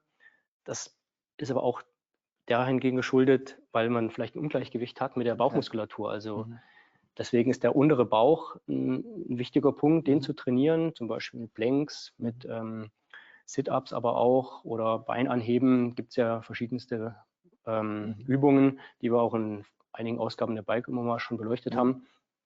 Aber auch Schulterbereich, also die typische Haltung am Rad ist ja oft eben gebückt, Schultern sind nach vorne, verengen den Brustkorb, hin und vielleicht auch beim Atmen ein bisschen. Von daher brauche ich Übungen, die meinen Brustkorb wieder aufrichten. Schulterblätter zusammenziehen zum Beispiel wäre eine, und aktiv damit eben die Brustmuskulatur zu dehnen. Und das sind eigentlich so entscheidende Übungen, die ich empfehlen würde in der Vorbereitung, und eben auch Mobilität zu trainieren. Hatten wir erst 2 Ausgaben oder 3 Ausgaben vorher, wie ich dann auch mich mobil mache, gerade wenn der Nacken immer überstreckt ist, gerade im Nackenbereich dann mobil zu bleiben. Und das sind auch so ein paar kleine Kniffe, die man dann eben zur Regeneration zwischen den Etappen abends durchführen kann, einfach um die Wirbelsäule wieder ein bisschen zu lockern und da eben Verspannung zu vermeiden. Okay. Was ist aus deiner Sicht so der richtige Zeitpunkt, um sich zu dehnen? Weil, also ich weiß noch, meine Physiotherapeutin, das ist bestimmt schon 10 Jahre her, meinte damals zu mir, als ich eben in den Beinen mich nicht wahnsinnig gut dehnen konnte, eher immobil war, und sagte, da gehen mir mindestens 10% verloren, die einfach, wenn ich mich regelmäßiger dehnen würde, die ich damit heben könnte. Was aber aus deiner Sicht so der richtige Zeitpunkt, um das zu machen? Genau. Ich würde es vorm Schlafengehen machen, weil einfach der Körper auch mal eine gewisse Zeit braucht, um jetzt mal runterzukommen von der Belastung. Und gerade das längere Dehnen, um die Muskulatur wieder in die Länge zu bringen und den Tonus rauszunehmen, also die Spannung, bietet sich an vorm Schlafengehen, um dann auch ein bisschen entspannter in den Schlaf zu kommen sozusagen. Und wer die Möglichkeit hat und noch den Platz in der Tasche, Henry hat es eben angesprochen, die Tasche ist groß genug, sollte sich ruhig auch so eine Faszienrolle zulegen. Da bin ich ein großer Fan von, weil es einfach diese Verklebung zwischen den Muskelfasern und Bündeln löst und damit die Muskulatur einfach geschmeidiger wird und einfach leistungsfähiger, zumindest subjektiv. Und das ist ja auch ein entscheidender Faktor, auch wenn es jetzt vielleicht nicht unbedingt nachweisbar ist in der Muskulatur, ist es doch für den Kopf ein entscheidender Faktor. Wenn ich weiß, okay, ich bin jetzt ein bisschen relaxter, ein bisschen entspannter und habe das Gefühl, ich kann einfach ein bisschen mehr Druck aufs Pedal geben. Allein das hilft ja dann schon, auch wieder sich zu motivieren und Gas zu geben. Ne? Okay, ja, spannend. Dann lass uns jetzt vielleicht wirklich mal in die Fragen aus dem Publikum reinschauen. Also wer noch Fragen jetzt an David hat, stellt uns die gerne, weil es ist, ja, wir werden nicht alles ganz erschlagend hier bearbeiten können. Wir haben schon einige Fragen, die wir im Nachgang mit Marc klären werden in der Orga, also gerade was so die Verpflegung auf der Strecke anbelangt, das werden wir uns dann noch anschauen. Aber jetzt mal die Frage, ob wir zum Thema Training, Trainingsplanung, Ernährung noch Fragen hier haben. Aktuell nicht. Okay, das sind viel organisatorische Fragen, weil die Frage vorhin schon aufkam. Die Aufzeichnung wird es im Nachgang auch online geben. Also da könnt ihr alles in Ruhe auch nochmal nachschauen. Wir werden auch die Links und die Tipps zu den jeweiligen Bike-Magazin-Ausgaben, die du gerade schon erwähnt hast, im Nachgang nochmal mitkommunizieren, dass ihr da einfach nachschauen könnt, ja, wo ihr diese Infos auch herbekommt. Und dann vielleicht zum Abschluss hast du noch so irgendeinen Tipp, woran man vielleicht sonst gar nicht denkt. Irgendwie die Faszienrolle ist, glaube ich, schon was ganz Spannendes, aber vielleicht irgendwie noch was du Teilnehmenden oder auch Leuten, die jetzt noch irgendwie so ein bisschen überlegen, mitgeben möchtest. Ja, ich würde nicht zu verkrampft an die ganze Geschichte rangehen und auch ein bisschen den Spaß in den Vordergrund stellen und auf jeden Fall, was auch eben angesprochen wurde, mit dem Partner im Vorfeld auch schon gewisse Trainingseinheiten versuchen zu trainieren. Auch wenn der Partner vielleicht weiter weg wohnt, dann Wochenenden zu organisieren, wo ich mit ihm zusammen trainiere, einfach um diese psychische Belastung, die dann wirklich auftritt, die kommt einfach, weil niemals beide gleich stark sind, ein bisschen besser managen zu können und eben dann gerade, weil wir es hatten vom Schlaf, diese Ohrstöpsel und sich abschotten zu können oder auch mit Musik, da was Persönliches mitzunehmen, wo ich runterkomme. Alles klar, dann David, danke ich dir für die Tipps, super spannend und damit kannst du ein bisschen trainings- und ernährungsmäßig jetzt eigentlich nichts mehr schief gehen. Danke dir und wir lassen uns jetzt wir schauen uns jetzt noch ein paar Eindrücke von der Bike Transalp an und freuen uns dann auf Christoph Alwang und Mike Hörner und werden so in das Thema Werkstatt einfach noch ein ganzes Stück tiefer reinschauen. Danke dir. Danke.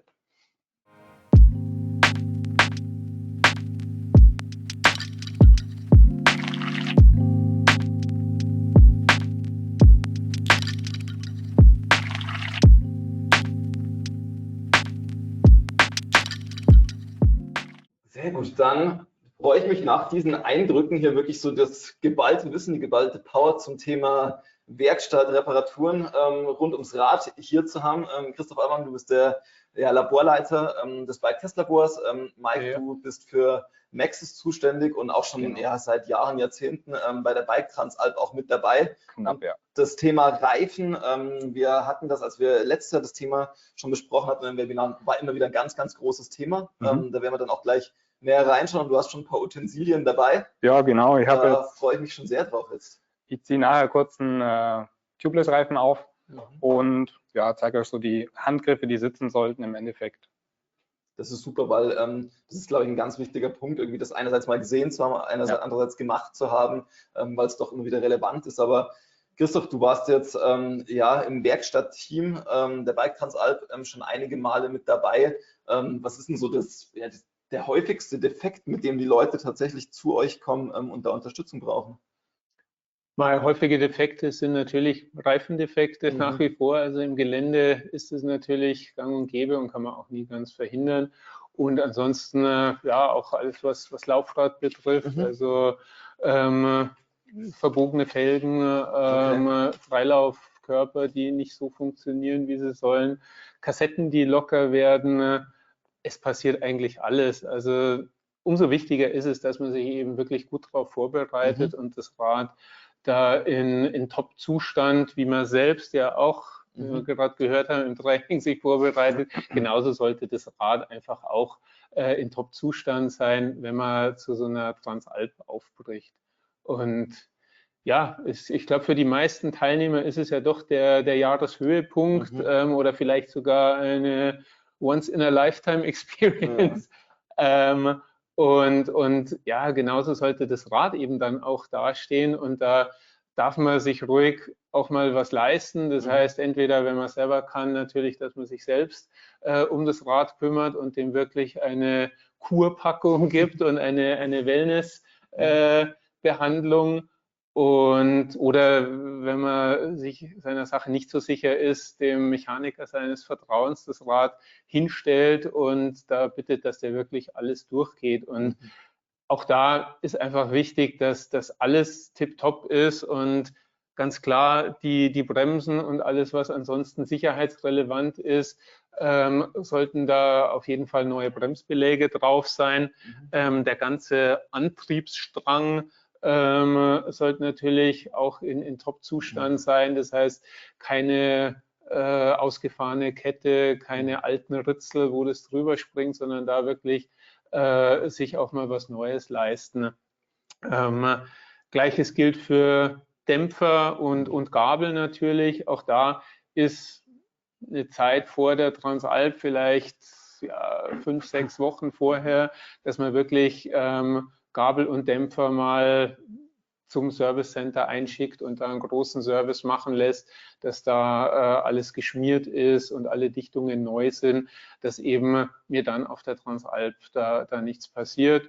Und es geht weiter mit Lagern. Alles, also gerade am Marathon Fuli habe ich filigrane Lager überall. Auch die, wenn man sich seiner Sache nicht ganz sicher ist, dass das durchhält, das Zeug, da lieber nochmal 50 € vielleicht mehr investieren und da den Mechaniker im Radshop bitten oder es eben auch selber machen, da in neue Lager zu investieren und genauso Tretlager, Narbenlager und so weiter, alles. Man erspart sich dadurch einfach den Stress während dem Rennen, wenn da irgendwas auch nur, wenn es nur knackt oder wenn ich das Gefühl habe, das nimmt mir 10 Watt oder was weg, ist es natürlich schade, wenn es auf so einem Rennen passiert und darum kann man da nur appellieren, dass man da nach bestem Wissen und Gewissen sein Rad vorher pflegt und wirklich gründlich durchcheckt. Und vielleicht auch noch wichtig zu sagen, dass man es nicht direkt am Vorabend vor dem Start macht, sondern dass man vielleicht halt auch mal das 2 Wochen vorher macht und zumindest mit dem Rad rennfertig vielleicht nochmal 3, 4, 5 Trainingseinheiten gefahren ist, dass das eingefahren ist, dass man da auf der ganz sicheren Seite ist und auf keinen Fall halt darauf vertrauen, naja, ich gehe jetzt da mit dem halbfertigen Rad hin und irgendwo gibt es ein Serviceteam, was mir das am späten Nachmittag vor dem Start morgen nochmal macht. Das wird wahrscheinlich so nicht hinhauen oder wird zu Enttäuschungen führen. Okay.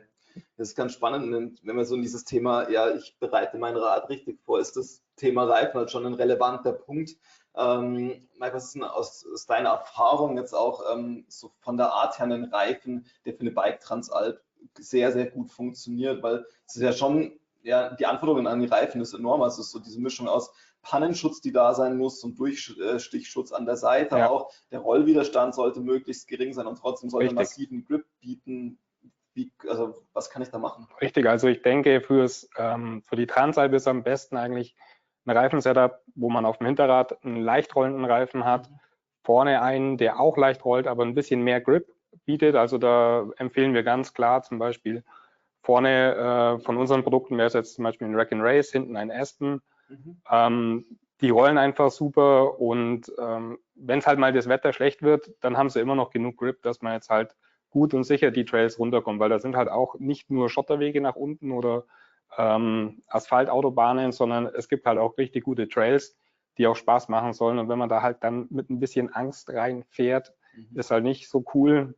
Und da ist ein Reifen, in dem man vertrauen kann, schon deutlich besser. Okay. Was würdest du sagen von der Reifenbreite her?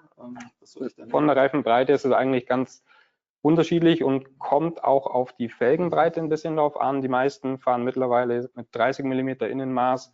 Da kann man idealerweise einen 235er fahren, vielleicht auch einen 2.4er WT-Reifen. Die sind ein bisschen anders gebaut, dass einfach die besser auf die breiten Felgen passen und einen schöneren Shape oder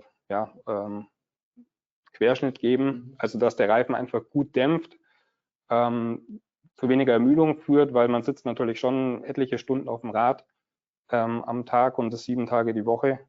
Und ja, das ist eigentlich ziemlich wichtig. Also früher waren es Reifen, da ist man halt 2.1er, 2.2er gefahren, da waren die Felgen auch entsprechend schmäler. Okay. Gab es aber auch deutlich mehr Platten und Pannen jetzt unter den Teilnehmern. Okay. Das kann man auf jeden Fall sagen, ja. Wie ist es mit dem Reifendruck? Was würdest du da sagen? Das ist je nach Vorliebe Fahrkönnen, sage ich mal, Gewicht und Fahrstil zwischen 1,4 bis 2,0. Je nachdem, wenn ich jetzt einen schweren Fahrer habe, der halt irgendwie auf einem Trailbike unterwegs ist zum Beispiel, würde ich eher auf 1,8, 1,9 gehen vielleicht.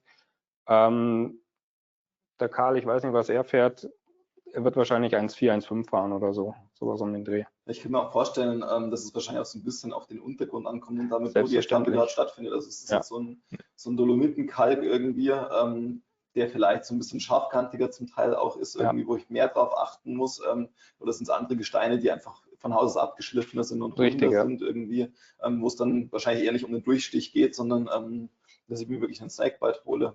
Auch die Wetterbedingungen. Genau. Was auch sich über die letzten Jahre entwickelt hat, dass sehr, sehr viele Fahrer auf Tubeless umsteigen oder umgestiegen sind. Früher, was heißt früher?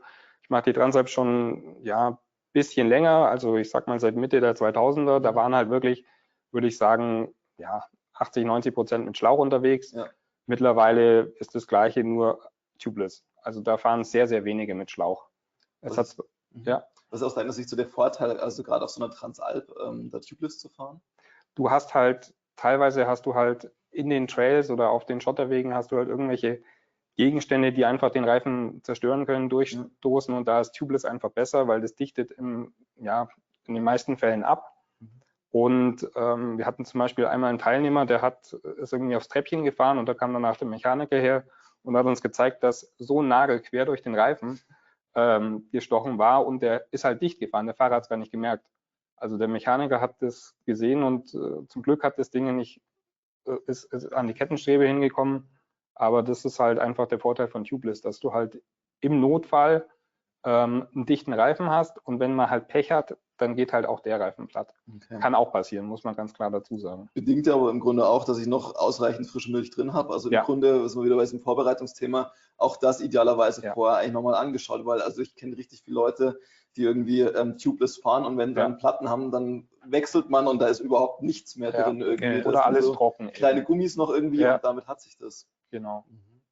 Wir hatten jetzt dieses ganze Thema Vorbereitung und das war jetzt sehr stark bezogen aufs Rad, also was sollte ich am Rad vorbereiten, aber es gibt ja schon, würde ich sagen, so ein paar Sachen, die man wahrscheinlich im Idealfall selber können sollte, weil es einfach Defekte sind, die häufiger auftreten. Christoph, aus deiner Erfahrung, also welche Skills sollte ich rein schraubertechnisch schon einfach mitbringen und vielleicht auch vorher wirklich nochmal üben und trainieren?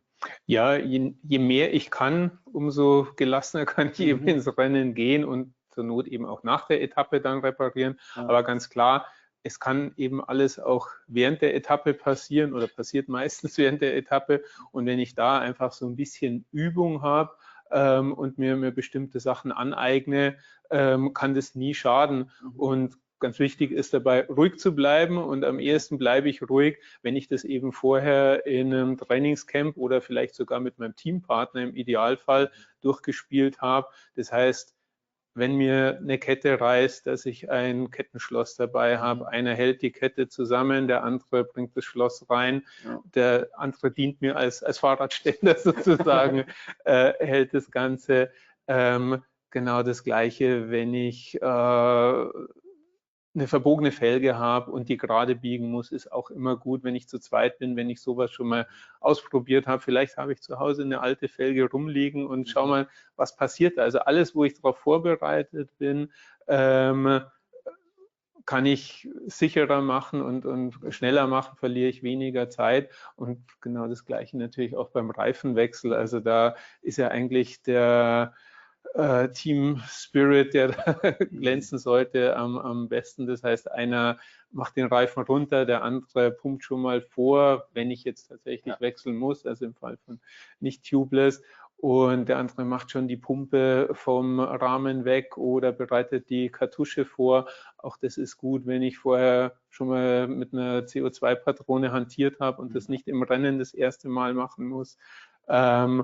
Ja, all diese Situationen, wo ich vorher einfach durchspielen kann im Training, wie gesagt, mit meinem Partner am besten. Was könnte passieren? Was machen wir, wenn das eintritt? Und ja, eventuell auch improvisieren, also vielleicht auch ja, ein kleines Zangerl dabei haben, wenn man vielleicht sogar mit Rucksack fährt. Kabelbinder sind nie verkehrt, vielleicht sogar Panzertape. Da kann man schöne Sachen basteln und einfach so viel improvisieren, dass ich zumindest die Chance habe, auch ins Ziel zu kommen. Okay.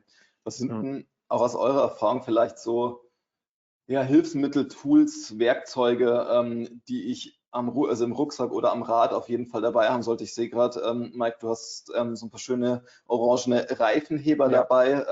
Gefühlt würde ich jetzt sagen, so gerade aus dieser Stresssituation heraus, gerade auch für Leute, die ansonsten das vielleicht ganz gut können, auch nur mit den Händen den Reifen zu wechseln, ist es wahrscheinlich schon ein cooles Backup, die dabei zu haben, weil wiegen tun sie nicht viel. Aber gibt es noch ein paar andere Sachen, wo ihr sagen würdet, okay, das wäre schon gut, das dabei zu haben? Also wie der Christoph schon erwähnt hat, Kartuschenpumpe macht auf jeden Fall Sinn mit ein paar Ersatzkartuschen. Das kann man sich ja im Team aufteilen. Ja. Das ist im Endeffekt bloß ein kleines eine Alupumpe, eine kleine, wo man die Kartusche reinschraubt. Die wiegt nicht viel, die geht in die Trikottasche sogar rein. Reifenheber sind wichtig, sage ich mal, weil in der ganzen Stresssituation, wenn du im Rennen bist, vorne platziert, sei es auch, wenn es auch nur der 40., 50. Platz ist oder so, du willst keine Zeit verlieren. Du musst den Reifen runter machen und das geht halt mit dem Reifenheber deutlich schneller als mit den Fingern dann. Ja. Gerade wenn Milch im Spiel ist oder Dichtmilch eben im Spiel ist, dann ist es einfach viel flotter. Ja, man braucht bloß kalte Finger haben und jemand, der das mit trockenen Fingern und bei normalen Temperaturen tadellos kann, der kommt vielleicht auch an die Grenzen und ist froh, wenn er einfach einen Reifenheber da hat. Es sind ja auch keine Labor- oder Werkstattbedingungen. Du bist im Rennen, es kann regnen, es kann, keine Ahnung, es kann Wind wehen oder es hat 40 Grad und du bist in der Sonne und bist einfach nur genervt, dass du jetzt eine Panne hast. Das soll einfach passen und da muss halt schnell gehen. Okay. Gibt es vielleicht noch so ein paar Sachen, auch vielleicht auch gerade Ersatzteile, wir haben es ja gehört, die Tasche ist groß genug, da kann ich so ein bisschen was auch mitnehmen. Gibt es so ein paar Ersatzteile, wo ihr sagt, die kriegt man unterwegs vielleicht wirklich nur mit Aufwand oder schwerer, die sollte ich wirklich vielleicht auch spezifisch für mein Bike dabei haben? Schaltauge ist immer gut, wenn ich dabei habe. Eventuell auch. Sind ja auch nicht so viel Platz weg, das geht. Ja, genau, ist leicht. Das wiegt keine 10 Gramm im Normalfall. Und ich glaube, ich habe letztes Mal irgendwo gelesen, 35.000 Schaltaugen, die weltweit so kursieren. Ja. Das heißt, dass der Händler in dem Ort, wo ich defekt fahre, das da hat, ist natürlich eher unwahrscheinlich. Also sowas einfach mal mitnehmen, kostet nicht viel, wiegt nicht viel. Ein vernünftiges Multitool natürlich, wo vielleicht auch ein Nippelspanner dabei ist.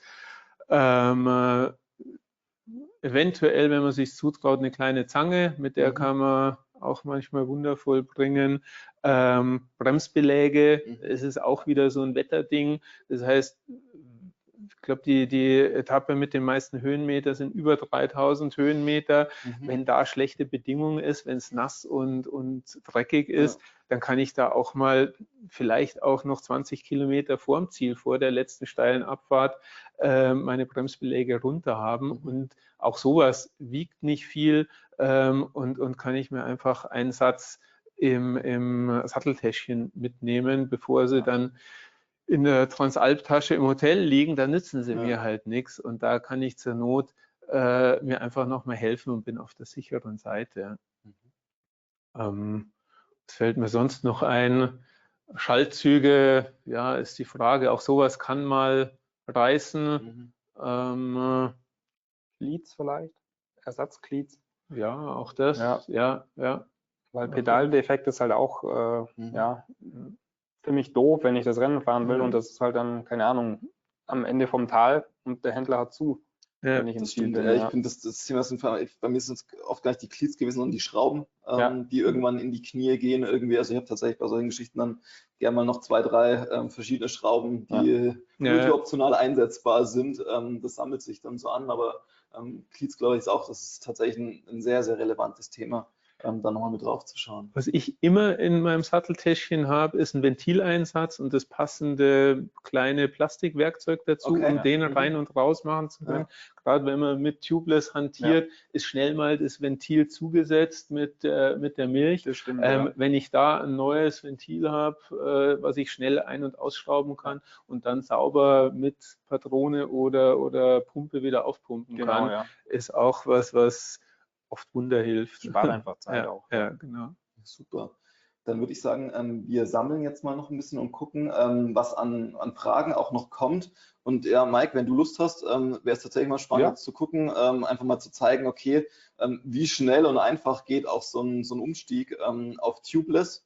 Ja. Und wenn du uns ein bisschen erklären könntest, was du da machst, wie das funktioniert, weil wie du gesagt hast, ist es für viele ist das wahrscheinlich ein großer Mehrwert und viele Ja. scheuen sich aber immer noch davor, diesen Umstieg auch zu wagen. Von daher wäre super. Ja, wenn ich du kann uns es gerne einfach mal zeigen. durchführen würdest. Es Wir muss, ja, spielen Transalp-Team, oder? Wir sind Genau. wir haben Defekt. es muss ja nicht jeder selber machen. Du sagst mir, was Ja. ich zu tun habe, ich bin dein Assi. Okay. Nee, wir sind ja auch mit dem Servicestand vor Ort auf jeder Etappe und wenn irgendjemand Reifenprobleme nach oder vor dem Ziel hat, dann ist das gar kein Problem, da Ja, können wir super. gerne helfen. Genau, also wir haben ja ganz normal ein Laufrad im Endeffekt. Da habe ich jetzt schon mal ein Tubeless-Ventil reingebaut. Wichtig ist halt ganz klar, dass wir ein Tubeless-Felgenband schon auf der Felge haben. Okay. Das sieht man hier, das soll rundum abgedichtet sein, das Ventil soll dicht sein. Also es gibt natürlich auch etliche Pannen, die nicht wegen eines defekten Reifens, sondern wegen einem defekten Felgenband passieren können. Ich habe jetzt hier mal einen neuen Reifen von uns mitgebracht, den Aspen. Der ist eigentlich so einer der schnellsten Reifen, sage ich mal, den wir jetzt für die Transalp empfehlen. Den Das kann war man so vorne, dein- hinten fahren. Okay, aber du hattest ihn als Empfehlung, hattest du nur für hinten, glaube ich, oder? Genau, richtig. Mhm. Also vorne kann man Rack and Race auch fahren, der hat ein bisschen mehr Grip, gerade in den Kurven. Wir ziehen ihn jetzt ganz normal auf die Felge. Du probierst es mal mit den Händen. Ja, das heißt aber auch für jemanden, der wirklich schon versiert fährt, der gut fährt, der schnell fahren will, kann es auch eine gute Kombination sein, den vorne und hinten dann zu fahren. Genau, richtig, ja. Genau, der klopft das ein bisschen drauf. Dann haben wir schon mal die Hälfte geschafft. Ja, super. Drücken ihn so ins Felgenbett. Genau, ich lasse immer, man kann die Milch eigentlich durchs Ventil einfüllen, nur das macht auf der Transalp im Rennen gewiss keiner. Ja. Wir machen es eigentlich immer so, wichtig ist, wir nehmen eine Milch her, wichtig ist vorher schütteln eben. Klappert jetzt ein bisschen, damit sie schön schaumig ist. Und dann füllen wir die im Endeffekt in den Reifen rein. Von der Menge her sagen wir so 80, 90 Milliliter. Okay. Wir machen es Pi mal Daumen, das sind eigentlich 3 Speichenabstände, also 1, 2, 3. So groß soll die Lache sein. Ich kann es jetzt nicht zeigen, sonst verschüttet Also das heißt, alles. du hast diese Verteilung genau über so 2 Genau, Speichen genau, dann quasi richtig. hier unten drin. Okay. Und dann geben wir den Reifen einfach hier mit den Daumen oder mit den Händen eben auf die Felge drauf. Okay. Das heißt, du machst wirklich unten erstmal wieder dicht, Genau. damit da nichts mehr rauskommt, gehst dann nach oben. Richtig. Okay, das ging ja. Genau. Butterweich ging der drauf. Butterweich. Genau. Es kommt immer ein bisschen auf die Felge-Reifenkombination drauf an. Dann drehe ich eine Runde, ziehe mit den Fingern eigentlich die Reifenwulst ein bisschen Richtung Felgenbett, damit der Luftschluss besser ist. Genau, dann machen wir einfach eine Runde drauf. Und dann starten wir unsere Pumpe. Das ist eine ganz gewöhnliche Standpumpe im Endeffekt. Ja, genau. Und dann super, Christoph, dafür, dass wir das nicht geübt haben. Ja, Souverän, eingespieltes hervorragend. Team. Ja. Hast du schon einen Partner für die Transalp? Ja. Dann gesehen gefunden. Ja, genau. Ich mache jetzt mal 1,5 bei mir. Genau, jetzt hört man auch, dass der Reifen ploppt. Ja. Wichtig ist eben, dass der hat hier so eine Montagelinie, dass die überall gleichmäßig draußen ist. Wenn wir jetzt das Ventil abziehen und es irgendwo nicht draußen sein sollte, dann kann man einfach mit den Händen ein bisschen nachhelfen, genau, indem man einfach den Reifen so ein bisschen, ich zeige es mal von der Seite, so abdrückt und dann soll es eigentlich passen. Ventil zu. Und wichtig ist dann einfach eine Runde schütteln, damit die Milch sich schön verteilt. Genau das gleiche auf der anderen Seite. Okay. Das heißt, ich brauche auch nicht unbedingt Druckluft, sondern ich kann wirklich mit der normalen Standpumpe, funktioniert das. Genau, und dann ist er tubeless montiert. Nicht schlecht, okay. Das war wirklich ein einfacher und schneller Durchgang auf jeden Fall. Wie ist es, wenn jetzt vielleicht Leute sagen, okay, ich habe jetzt auf tubeless umgebaut und im Rennen habe ich auch doch einen Platten irgendwie, der durch die Milch nicht mehr abgedichtet wird, kann ich mir einfach einen Schlauch reinziehen oder gibt es da irgendein Problem? Es gibt noch eine andere Lösung. Wenn du jetzt zum Beispiel irgendwie wirklich ein größeres Loch hast, es gibt so kleine Tire-Plugs, das sind einfach Würste aus irgendeinem Gummikautschuk, die kannst du versuchen reinzutun, durch das Loch eben, verdrehst du ein bisschen und ziehst es dann raus, die dichten eigentlich dann in der Regel ab. Okay. Wenn das auch nicht hilft, muss man halt einen Schlauch einfach reinmachen. Da ist dann wichtig, wenn das Loch wirklich so groß sein sollte, vorher die Stelle ein bisschen sauber machen, vielleicht Ducktape hin, Panzertape, damit der Schlauch dann da nicht rausschaut und den nächsten Platten wieder bekommt. Okay, mit diesen Tire-Plugs finde ich auch super spannend, helfen total stark, ist aber was man auf jeden Fall vorher mal geübt haben sollte, weil das Handling, finde ich, beim ersten Mal und dann gerade unter Stress und Adrenalin schon so ein bisschen fummelig ist. Da bietet es sich wahrscheinlich an, einfach einen alt ausgedienten Mantel einfach mal zu nehmen, dann ein Loch reinzumachen und damit mal zu probieren. Aber es auch, also finde ich tatsächlich so eine der ganz spannenden Innovationen der letzten Jahre auch, die einfach das Leben leichter machen. Ja. Sollte man auch in der Satteltasche haben oder irgendwo im Gepäck, weil das ist echt Gold wert.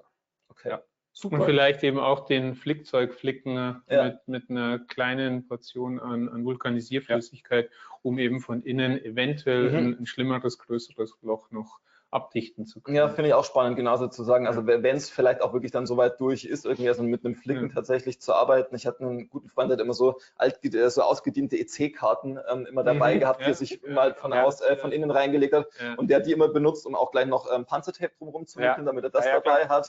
Weil war das alles einfach sehr kompakt beisammen. Jetzt würde ich sagen, schauen wir mal, ob noch ein paar Fragen gekommen sind und werden dann nochmal zusammen mit unserem Streckenchef Marc Schneider und Karl Platt in die Streckenvorschau gehen. Aber jetzt schauen wir mal, was für Fragen sich noch ergeben haben.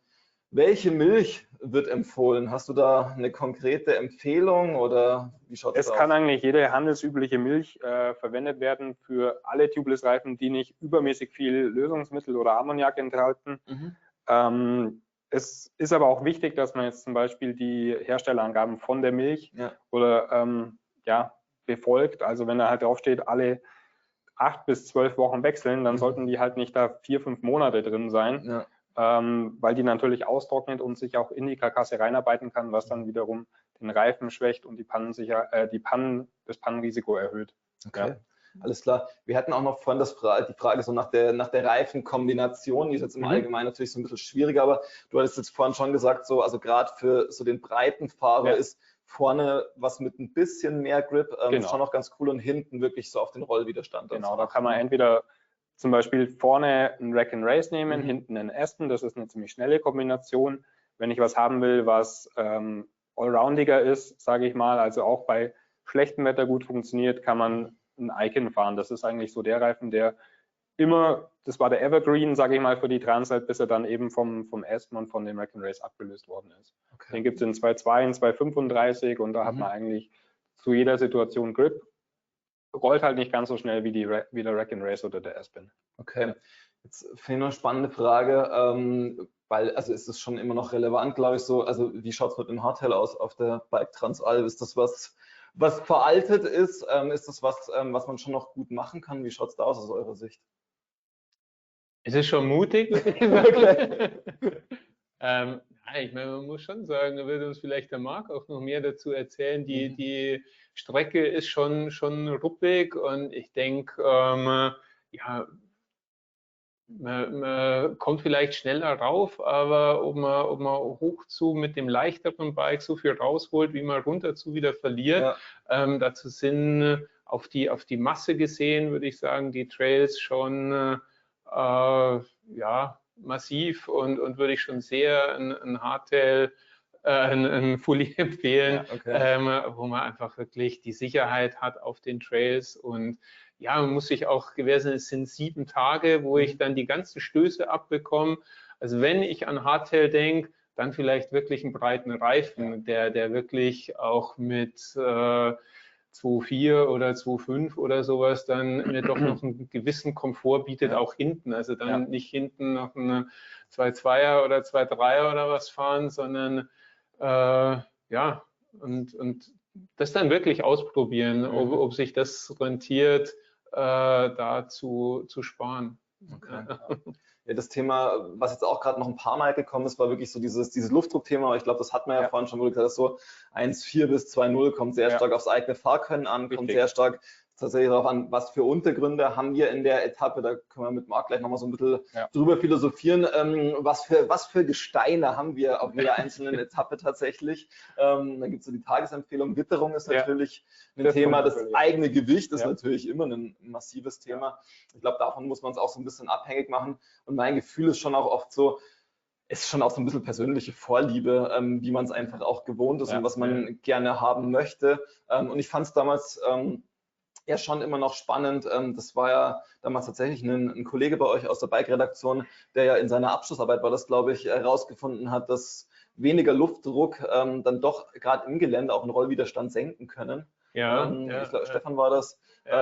Und also ich glaube, für die meisten ist das eine wichtige Erkenntnis. Also gerade Leute, die sonst mit zu viel Luftdruck fahren, gerade im Training auch mal den ein bisschen rausnehmen und zu gucken, wie fühlt sich das an und bringt das vielleicht einfach auch ein bisschen Stabilität und Sicherheit. Und vielleicht auch wirklich mal eben diese verschiedenen Geländeformen noch mal ausprobieren, also über losen Schotter und über grobes Geröll mal fahren und schauen, wo komme ich da am sinnvollsten raus dabei. Ja, super.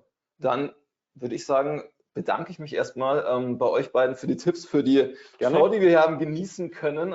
Jetzt werde ich dann im Nachgang, glaube ich, das Ganze auch nochmal üben, ob ich das vielleicht nicht ganz so schnell, aber doch in der Richtung und so sauber hinbekomme. Wir schauen uns noch ein paar Eindrücke von der Bike Transalp an und dann kommen hier Marc Schneider, unser Streckenchef, und Karl Platt und wir schauen nochmal so auf die 2023er Strecke und Etappen und da wird es, glaube ich, auch nochmal ganz schön emotional, was da so auf uns wartet. Danke euch beiden. Gerne.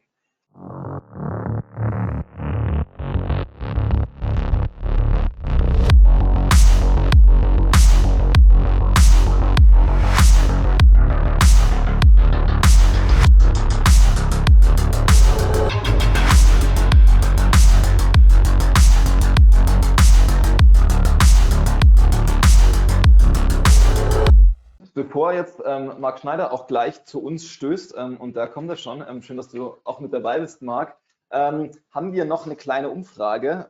Und zwar, nachdem wir jetzt schon rausgefunden haben, wer von euch überhaupt schon mal eine Transalp gefahren ist, würde es uns natürlich interessieren, wer sich schon angemeldet hat für die 2023er Bike Transalp und wer vielleicht noch überlegt, denn ich kann mir gut vorstellen, dass die nächsten 10, 15 Minuten vielleicht für den einen oder anderen das Zünglein an der Waage sein können, wenn wir herausfinden, wie die Strecke konkret ausschaut, was sie für Highlights auch einfach bietet und wie auch so diese Dramaturgie über die 7 Tage ist. Deswegen mal die kurze Frage jetzt an euch alle. Wer hat sich schon angemeldet für diese 2023er Jubiläumsausgabe? Okay, wir haben durchaus einen richtig großen Teil, der sich schon angemeldet hat oder daran teilnehmen wird, beziehungsweise vielleicht den Entschluss auch schon gefasst hat. Also mit 37, 38% pegelt sich so ein, die sicher teilnehmen wollen. Wir haben aber schon auch noch ein gutes Viertel, die einfach überlegen. Und ich würde sagen, dann nutzen wir jetzt mal so die nächsten 10, 15 Minuten, um aus diesem Viertel im Idealfall Teilnehmer für die Jubiläumsausgabe zu machen. Marc, magst du uns mal so ganz übergreifend mitnehmen, wie schaut die Dramaturgie aus dieser 7 Tage?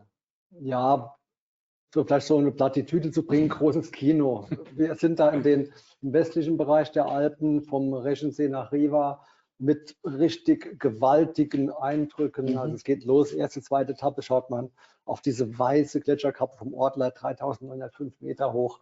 Da geht mir, wenn ich sehe, schon das Herz auf. Ja, allein schon diese Optik da, diese Gewalt, wo man sich da bewegt. Und später sind wir da in der Livigno-Bormio-Region Richtung Adamello-Gruppe. Wir sind im Bereich der 3.500 Meter plus hohen Gletscherberge und das die ganze Zeit, 4, 5 Tage lang, diese Optik um einen herum, das nimmt einen schon mit. Also mich persönlich nimmt es mit, wenn ich da bei Recherchen unterwegs bin, dann mehr Zeit habe als die Teilnehmer, einfach mal innezuhalten und da reinzuschauen. Und das ist schon diese Benchmark dieser Strecke. Okay, ja, ich finde es auch ganz spannend, in diesem Westalpenbereich unterwegs zu sein, weil, also ich war jetzt schon ein paar Mal in der Ecke zwar, aber die Anreise ist schon immer ganz schön wild, also gerade so in Richtung Livigno, Bormio, in die Ecke da anreisen zu wollen, da muss man schon Lust drauf haben, das mit dem Auto zu machen, da hat man schon ein paar Pässe vor sich. In so einer Etappentour hat man natürlich so eine Zugänglichkeit geschaffen, das ist natürlich schon ganz schön. Ja, ich kenne es vom Job, ich habe schon für Tagesrecherchen, habe ich den Weg nach Bormio auf mich genommen, 4,5 Stunden hin, 4,5 Stunden zurück von München, ja, also es ist schon tief in den Bergen drin, aber auch eben sehr, sehr episch, um das Wort auch zu nehmen, was man da erlebt. Karl, wie ist das für dich so mit diesem, du hast gesagt, 19 Bike Transalp-Ausgaben ja schon hinter dir? Gibt es immer noch so, ja, so Pässe und Etappen, die dir wirklich einfach im Gedächtnis bleiben, wo du sagst, okay, also daran kann ich mich jetzt noch erinnern, weil es einfach von der Landschaft, von dem, wie das Wetter vielleicht auch noch dazugekommen ist, einfach so ganz einprägsam war? Ja, genau das steigen wir natürlich mit dem, ich sage mal, dem Schmankerl der Alpen steigen wir eigentlich ein, ja, und dann rüber Richtung Livigno. Also für mich persönlich zählt Livigno da die Gegend mit zu den schönsten Gebieten, also Trailgebieten in den Alpen. Ich habe da unzählige Stunden, Tage, Kilometer verbracht. Ja, ich war auch viel dort im Höhentrainingslager. Ich kenne die Gegend eigentlich sehr, sehr gut da um Livigno rum. Das ist also eigentlich mein persönliches Highlight. Ich mag das Gelände dort auch, weil das ist nicht ganz so verblockt, versteint. Ja, wenn du mehr Richtung Gardasee kommst, ist dann schon raffes Gelände, ja, sehr hart. Da muss man schon echt wach sein, wenn du bergab fährst. Und gerade um Livigno rum, da hast du viel flowiges Zeug und eine sensationelle Aussicht. Und das ist so mein persönlicher Favorit. Meiner aber auch. Und es hat noch mehr Gründe. Und Karl will es bestätigen, weil ich weiß, dass er auch ein Genießer ist. Livigno, diese Region, auch Bormio drumherum, das ist so vom Ambiente, vom Kulinarischen.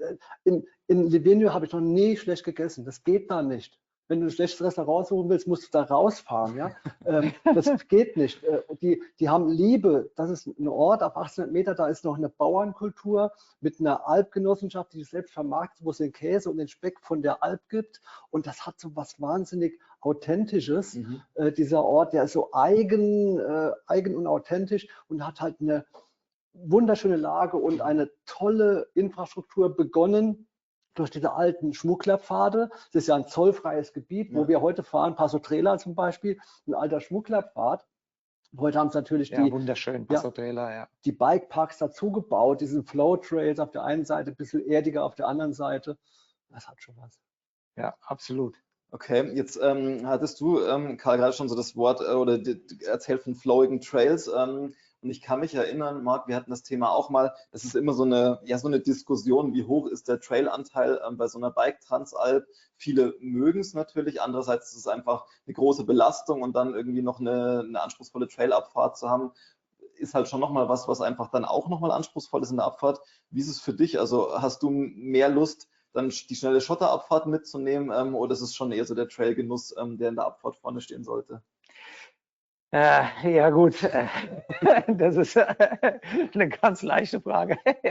Also Schotterabfahrten mag ich eigentlich,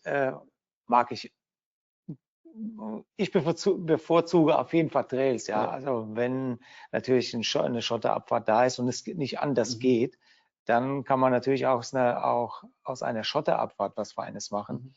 Aber ja, mein Favorit sind auf jeden Fall flowige Trails, technische Trails.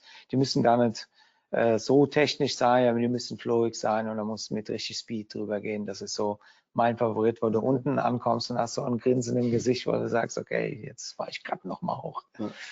Sehr cool. Dann, Marc, lass uns vielleicht wirklich mal so ein bisschen konkreter in die einzelnen Tage auch reinschauen. Wir haben schon gesagt, irgendwie der erste Tag, hat Karl gesagt, ist schon so ein richtig großes Highlight. Magst du dann uns mal erzählen, also wie ist der genaue Verlauf, den wir dort erwarten können? Ja, es ist halt, ich bin ja froh, dass man so Regionen hat, wenn wir die Transalp-Historie sehen. Ja, vor 25 Jahren gab es das ja nicht, was da in Nauders-Reschenpass heute gebaut ist. Ja, diese Infrastruktur, das heute nutzen zu können, das macht halt richtig Spaß. Blamort mitzunehmen, auch ein klassischer Transalp-Übergang mit diesem Blick in den Ortler, diese skurrilen Panzersperren da oben. Was wir mal neu drin haben, ist die Schönebenseite, diese Trails, naturnahe Trails, also echtes Mountainbiken, zwar ausgewiesene Trails, aber da ist so Wurzelzeug dabei, da muss man aktiv bleiben, ja. Aber das ist schönes Mountainbiken, schon an der Basis geblieben, ja. Nicht nur Murmelbahn haben wir auch drin, das ist so diese erste Etappe. Ich glaube, das ist für Karl anstrengend, ja, wenn man ambitioniert fährt, wenn er auch sich überlegt, mit dem Hardtail zu fahren, vielleicht mit dem Fully, ich kann der da die Entscheidung nicht abnehmen, aber allein diese Strecke, schön eben, wäre ein Fully angesagt, weil es eben dieses aktiv in den Beinen bleiben, nicht im Sattel sitzen, mit den Wurzeln spielen ist. Ja, also zur Fahrradwahl, ich fahre meistens Fully. Ich bin jetzt auch in einem fortgeschrittenen Alter, wo der Rücken auch mal wehtun kann. Nee, also ich fahre lieber das eine Kilo mehr am Fully, fahre ich berghoch, aber dafür habe ich bergab halt viel mehr Spaß, natürlich mit der Dropper-Post und also ich lasse mir da den Spaß nicht nehmen. Ja, ich glaube auch, dass es gerade für die ganzen Leute, die jetzt überlegen, die das vielleicht noch nie gefahren sind, auch eher so in diesem Mittelfeld mitfahren, ist gerade das Mehrgewicht, glaube ich, von so einer Dropper-Post, einfach das, was da an Sicherheit und Spaß dazukommt, wesentlich relevanter als das bisher. Ja, der Unterschied, also oft fühlt sich das schwere Rad natürlich etwas träger an, aber wenn man einen direkten Zeitvergleich macht, ist es nicht langsamer. Dann Marc, was hat der zweite Tag so für uns vorbereitet? Ganz neuen Bereich, da oberhalb auf der Sonnenseite vom Oberen Finchgau. Nochmal einen geilen Blick in den Ortler, nochmal näher zum Ortler und runter nach Mals zu den resilienten Bauern, die sich gegen die Gentechnik, gegen Spritzen wehren. Nette Geschichte da in Mals, gibt es einen wunderbaren Film drüber. Und dann geht es raus durch das Taufacher Tal, durch Taufers Richtung Santa Maria, Münstertal und dann ja, Valmora. Gehört eigentlich zu einer 25 Jahre Transalp dazu. Es ist so ein wahnsinnig schöner Klassiker. Was ich an Valmora liebe, ist, dass es flowig ist, aber so unerwartet. Man muss richtig Mountainbiken, weil man immer wieder am Schalten ist. Da kommt halt mal eine 5-Meter-Rampe und wenn du dich verschaltet hast, stehst du da auf dem Sattel raus und kriegst den Bock kaum da hochgeprügelt. Sehr aktiv sein, schauen, was kommt, runterschalten, kurz hoch, weiter. Das macht richtig Spaß. Du kennst Valmora sicherlich von einigen Touren. Ja. Aber klingt durchaus nach einer anstrengenden Etappe, wo man sich auch erstmal drauf einstellen muss, oder? Ja, ist eine längere Etappe, aber auch, ich sage ja immer, es wechselt halt so viel auch die Landschaft und es macht es ein bisschen kurzweiliger. Es hilft sicherlich, klar, wenn die Beine tot sind, aber wenn doch da so viel Neues kommt, neue Eindrücke, das hilft schon weiterzukommen. Ja, und im Ernst, also zu so einer Transalp gehört natürlich auch mal so eine Herausforderung dazu, weil an was erinnere ich mich am meisten an die letzten Jahre? An die harten Etappen, an das schlechte Wetter. Und wobei ich muss dazu sagen, bei der Transalp habe ich nicht so viele kalte Tage erlebt, weil es liegt einfach vom Termin her super. Da ist Top-Wetter immer in den Alpen. Klar, 1-2 Jahre gab es, wo wir auch mal einen Regentag oder auch mal einen Temperatursturz mit einem Schneegestöber hatten. Aber so gerade so eine lange Etappe, klar, man muss sich da durchwuchten, durchquälen. Aber die Erinnerungen, die dann hinterher bleiben, die sind so prägend, da erzählt man jahrelang davon. Das ist, und da ist man stolz drauf, wenn man so ein Ding dann hinter sich gebracht hat. Und auch, ja, viele fragen sich, ja, wenn ich das im Training mal abfahren will, so eine 100 Kilometer oder 90 Kilometer, dann bin ich am nächsten Tag tot. Ja. Aber wenn du im Kollektiv fährst, mit den ganzen anderen Leuten zusammen, das pusht so unheimlich mit. Also viele sagen, ja, ich packe das ja gar nicht den nächsten Tag, aber das läuft wie von alleine am nächsten Tag, weil wenn du den anderen quälen siehst, dann quälst du dich auch. Ja.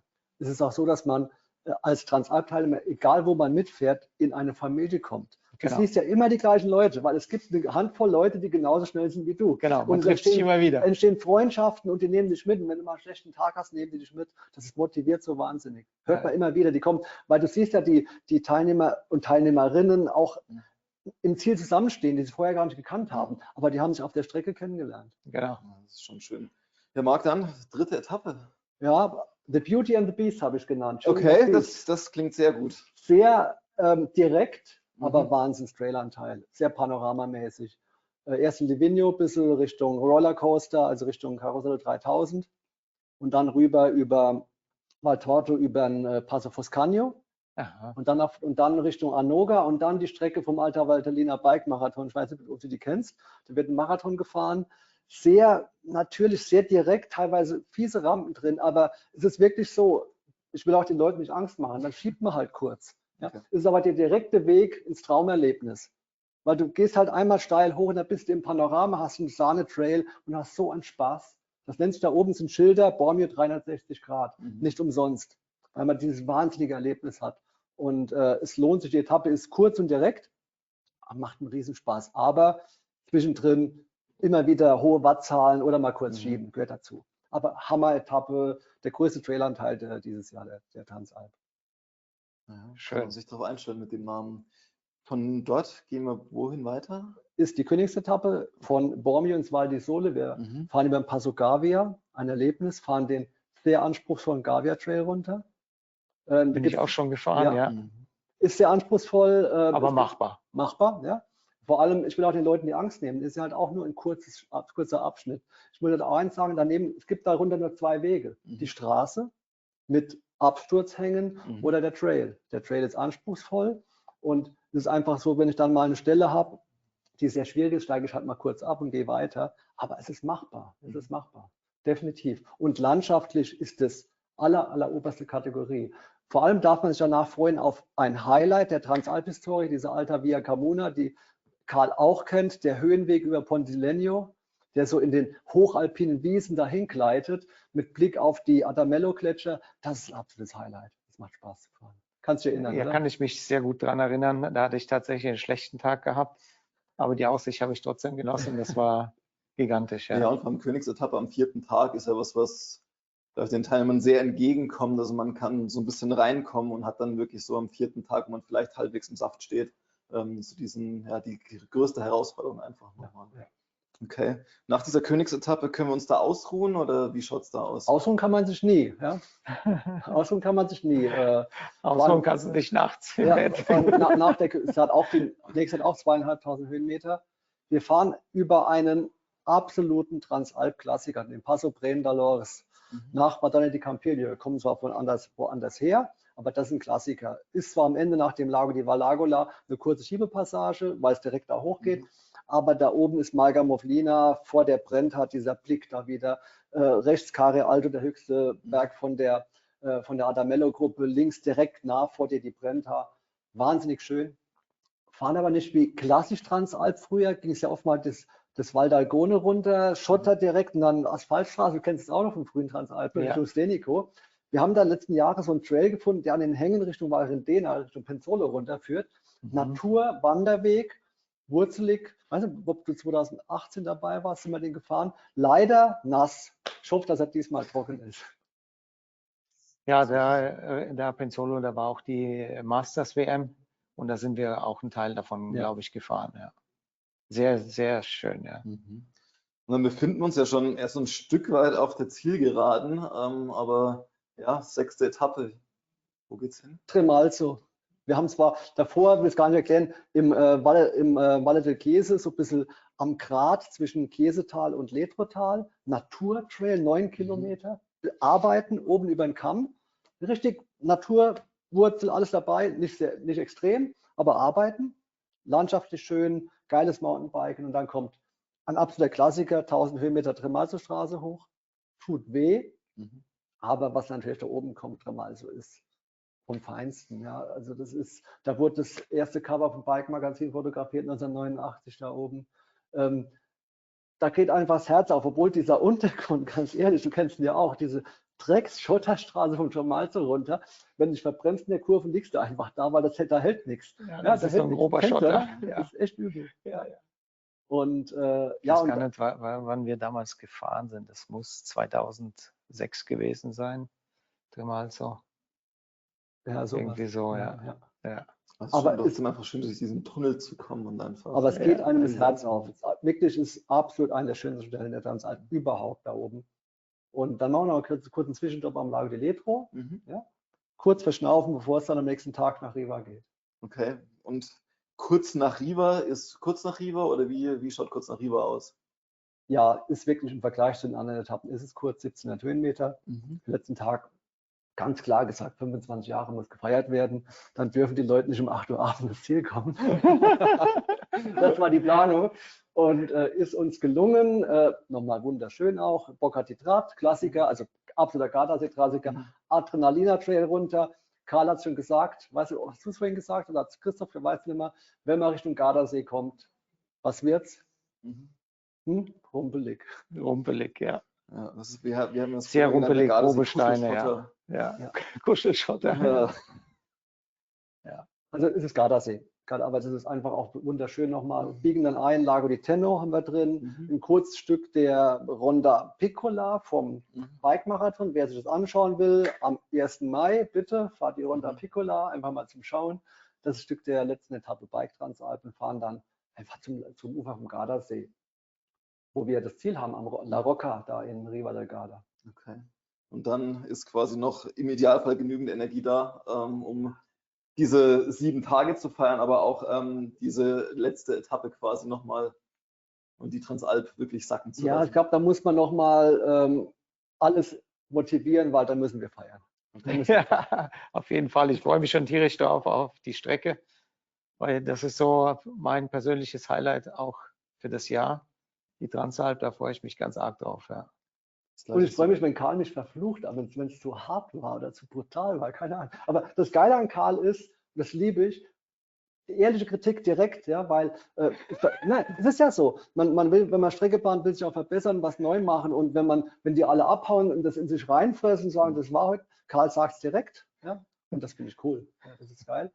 Und so Leute braucht man auch im Umfeld, die einem dann weiterbringen, sagen, das hättest du besser machen können, hat es mir nicht gefallen und Karl ist da eine ehrliche Haut. Wir haben schon immer ein Bier danach getrunken. Sehr gut. Das ist das Wichtigste, da regelt sich alles.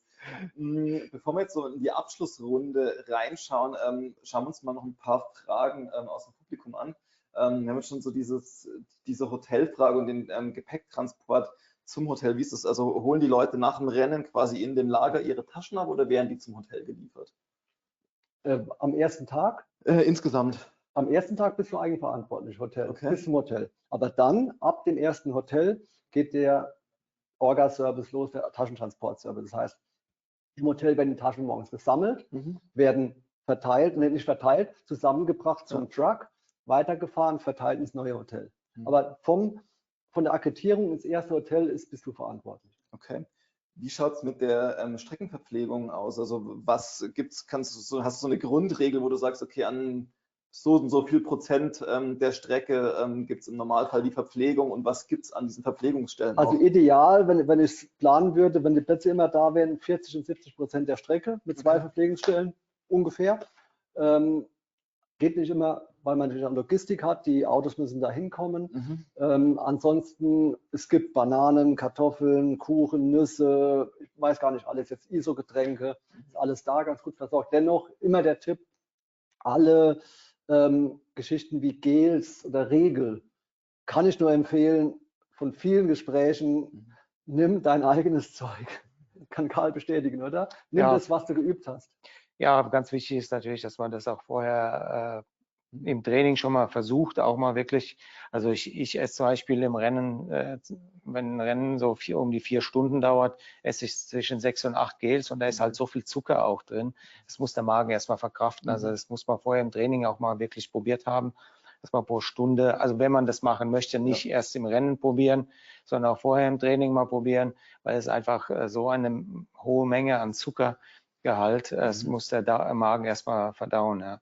Ansonsten, wenn man Zeit hat und das nicht so sportlich nimmt, einfach mal normale Riegel mitnehmen, vielleicht auch mal eine Banane oder vielleicht auch mal eine geschmierte Semmel. Ja. Tut auch ganz gut. Das kann ich mir durchaus vorstellen. Eine Frage oder einen Punkt, den Henry auch schon angesprochen hat, ist ja nicht das Hotel Panorama auszuwählen. Wie kann ich denn meine Hotelplanung, wen kann ich denn da einbeziehen, wer kann mich da vielleicht auch unterstützen, Marc? Na gut, wir haben einen Dienstleister, der ein Komplettpaket anbietet, einfach biketrans.de schauen, Firma Host. Ansonsten kann natürlich jeder selbst buchen. Adressen der Tourismusverbände haben wir drin. Oder über Booking.com oder diese modernen Portale. Nur aufpassen, vorher auf Transalp-Seite schauen und gucken, wo ist denn auch der Taschenservice, weil wir arbeiten mit Tourismusdestinationen zusammen, unseren Partnern, und über deren Bereich hinaus gibt es den Taschentransportservice nicht. Also wird ganz klar definiert, wo ist unser Partner, wo könnt ihr buchen. Also das bitte unbedingt die Infos auf der Transalp-Seite mit reinnehmen, wo man bucht. Aber wie gesagt, Etappenort, Adressen, die lokalen Tourismusbüros und unser Dienstleister, da bist du eigentlich in trockenen Tüchern. Okay, alles klar. Jetzt haben wir noch eine Frage zum technischen Anspruch. Ist der so mit 2021 vergleichbar oder wie würdest du den so im Allgemeinen ansetzen? Ja. Ja, ist ähnlich vom Charakter wie die 21er. Okay. Hast du sonst noch so ein paar letzte Worte, die du den Leuten mitgeben möchtest? Ja, die wir vielleicht noch nicht ganz entschieden haben. Wir haben jetzt schon so ein paar Kommentare gehabt, dass sie jetzt richtig Lust haben und du ihnen die Entscheidung quasi damit abgenommen hast. Aber wir haben viel über Anspruch gesprochen. Ja. Ja. Die ist quick and dirty, diese Transalp, und sie ist für jeden machbar. Und wie nochmal, wer jetzt sagt, ist das zu technisch für mich, zu schwierig für mich? Nein, die meisten Wege sind ja auch Schotterwege, mal Asphaltwege. Es sind natürlich die Trails drin, die auch technisch anspruchsvoll sind. Aber nochmal, wenn ich vorausschauend fahre und eine Situation für mich so anspruchsvoll ist, lasse ich sie halt aus und gehe kurz und dann schafft es jeder. Wer übermotiviert hingeht und sagt, ich darf nicht vom Bock steigen, fällt vielleicht hin, aber es ist absolut machbar. Die Höhenmeter sind im Vergleich zu Transalpen, die es schon gab, verträglich. Was absolut ein Tipp ist, trainiert nicht nur auf Ausdauer, Länge, sondern die Transalp fordert auch, dass man eine gewisse Kraftausdauer hat, weil steile Anstiege sind. Das liegt nicht nur an mir, sondern auch an der Situation. Ich weiß nicht, wie gut ihr die Berge kennt. Wenn du in Bayern, Österreich Forstwege fährst, sind die 10% für die Lkw-Laster gebaut. Wenn du in der Region, gibt es diese großen Forstwege, da gibt es Almwege, die hinaufführen. Und die Almbauern vor 200, 300 Jahren haben die Wege nicht für Forstwirtschaft angelegt, sondern dass sie mit dem Esel da hochgekommen sind. Das ist die Realität in dieser Bergwelt. Also sind die Wege nicht immer mit 10% geradlinig angelegt. Also ruhig auch mal schauen, wenn man sich dafür vorbereitet, dass auch die Kraft da ist, mal eine Rampe durchzutreten. Oder ein kleineres Kettenblatt. Oder ein kleineres Kettenblatt. Auch das, technisches Thema, durchaus kleine Kettenblätter wählen. super.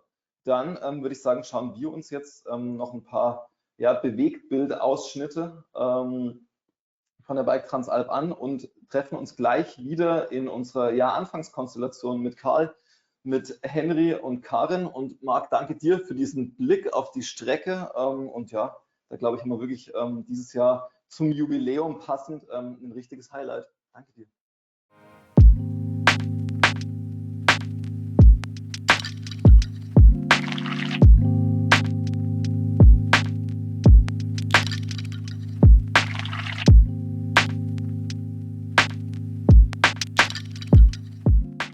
Erstmal gewechselt. Sehr gut. Wir sind fast komplett. Karin ist gleich bei uns. In der Zeit aber, weil es ganz gut passt, haben wir noch eine kurze Umfrage für euch.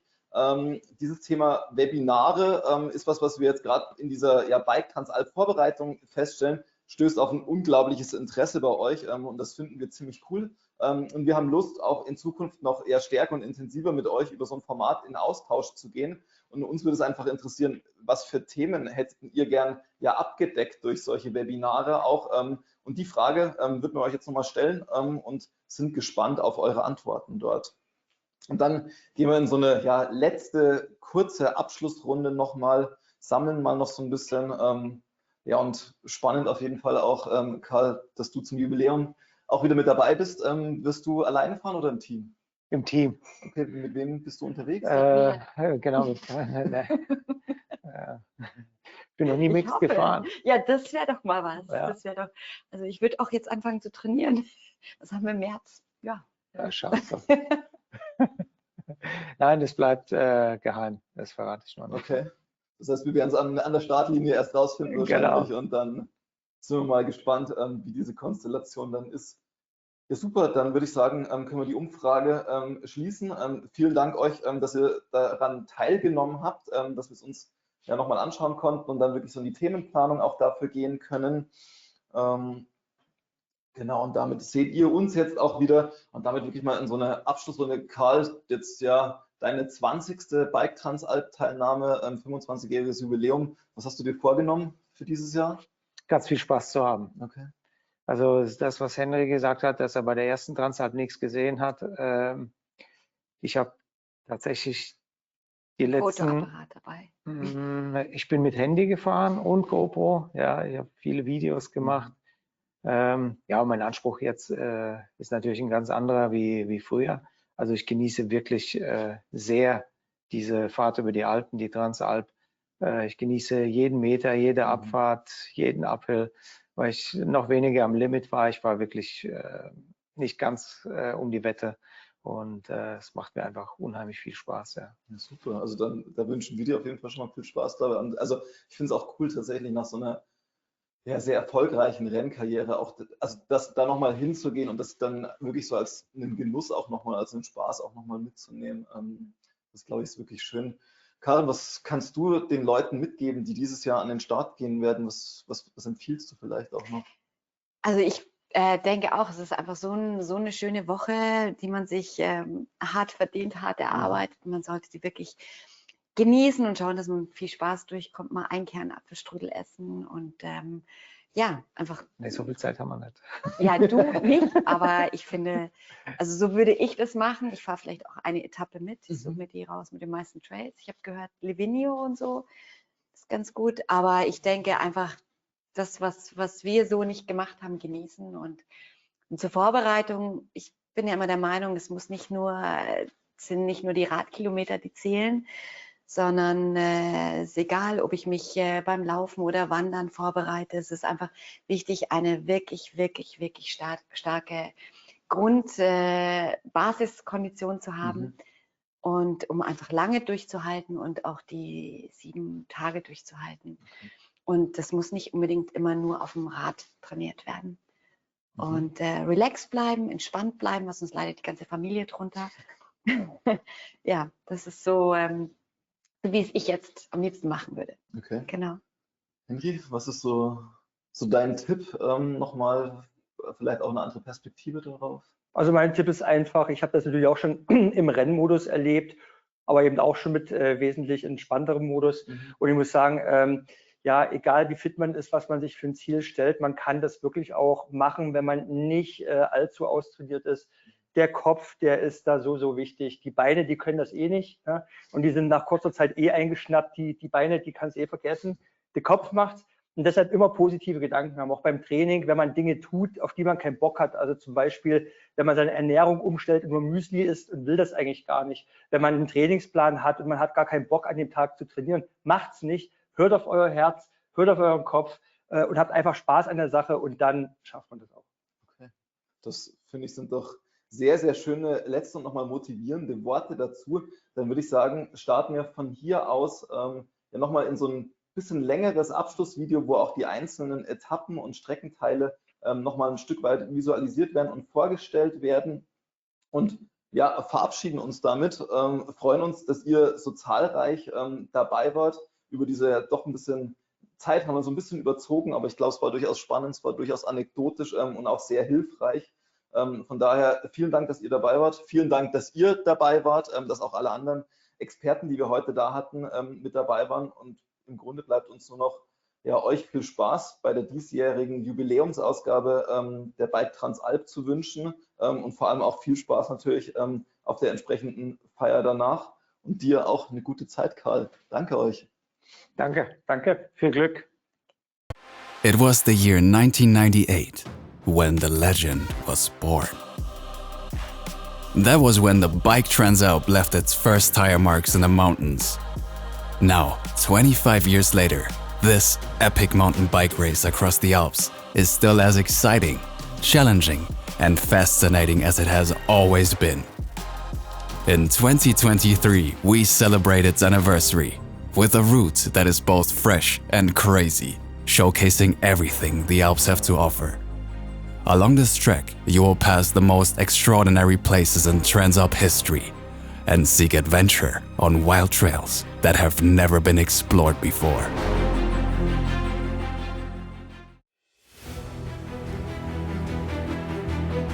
From Nauders to Lake Reschen, this is a journey through the land of the enduro trails. So be prepared for a bumpy ride over roots and stones. On that first stage with one of the highest single trail factors of the entire week.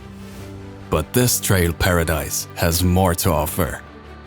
Right after the start, you also get one of the best panoramas of the whole week. With the huge Ortler, whose mighty glacier peak towers high above Lake Reschen. There's a lot of enchanting scenery to see on these 52 kilometers with 2,200 meters of vertical climb.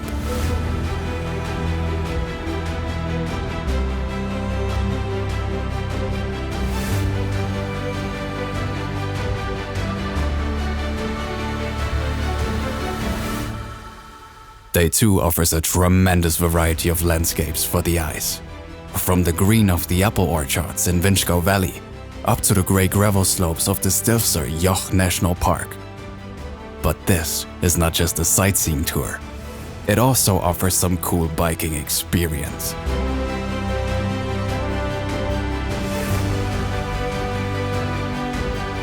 Dig your way through the old Smuggler's Trail to Livigno. And when they put a permanent grin on your face, you don't even notice that, at the end, you have almost 100 kilometers and over 3,000 meters of climbing on your watch.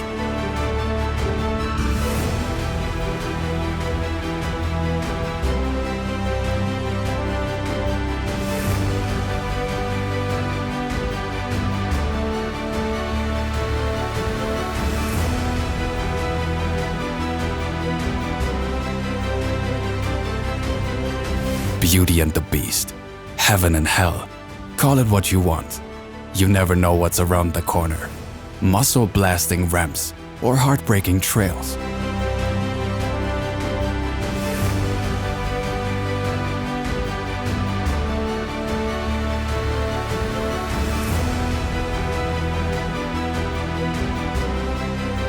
You have to work your way through these 65 kilometers and 2,200 meters of climbing. But you will be rewarded with the highest trail portion of all stages. But not only the percentage of trails, also their quality is at a maximum.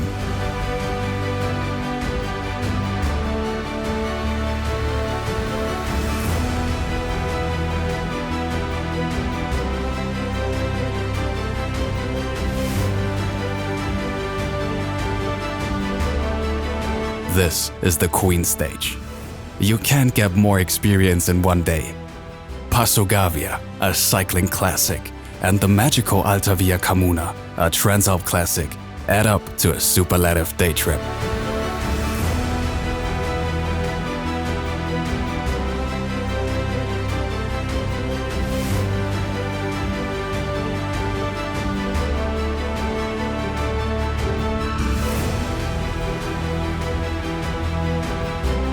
Climb up to the highest point of the Transalp and reach for the sky on epic lines far above the tree lines, collecting almost 3,300 meters of altitude on this never-ending 100-kilometer trek into Val di Sole.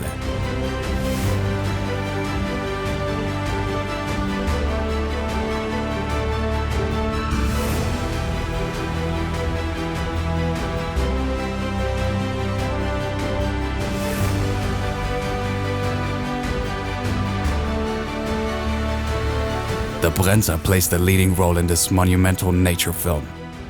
From Madonna di Campiglio to Malga Movlina, one of the most famous and beautiful Transalp routes of all time awaits you.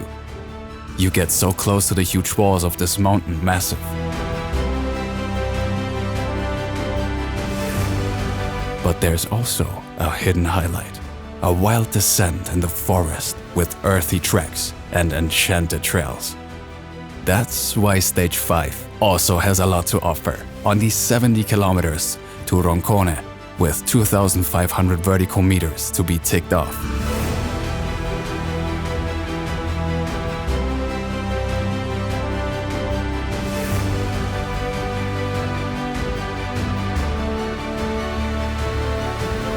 From the secret hideaway to the red carpet, the trails between Valle di Cise and Valle di Ledro are still a connoisseur's choice.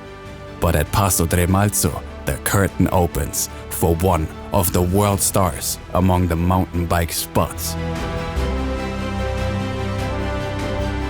This is a highly concentrated package, 64 kilometers and 2,500 meters of climbing, full of wow moments, peaking in a stunning panorama view over the Lake Garda Mountains.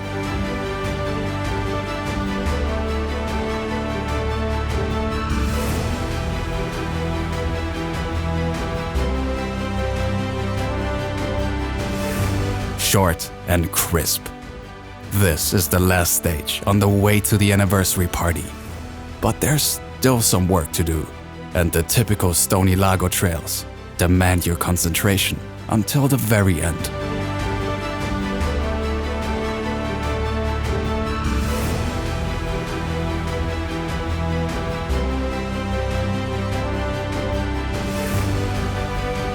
Bocca di Trat, that's the last pass on the way to Lake Garda. But there's still a lap of honor on the course of the Garda Trentino Bike Marathon, with one last climb on top. But after 47 kilometers and 1,700 meters of vertical, the champagne corks can finally pop.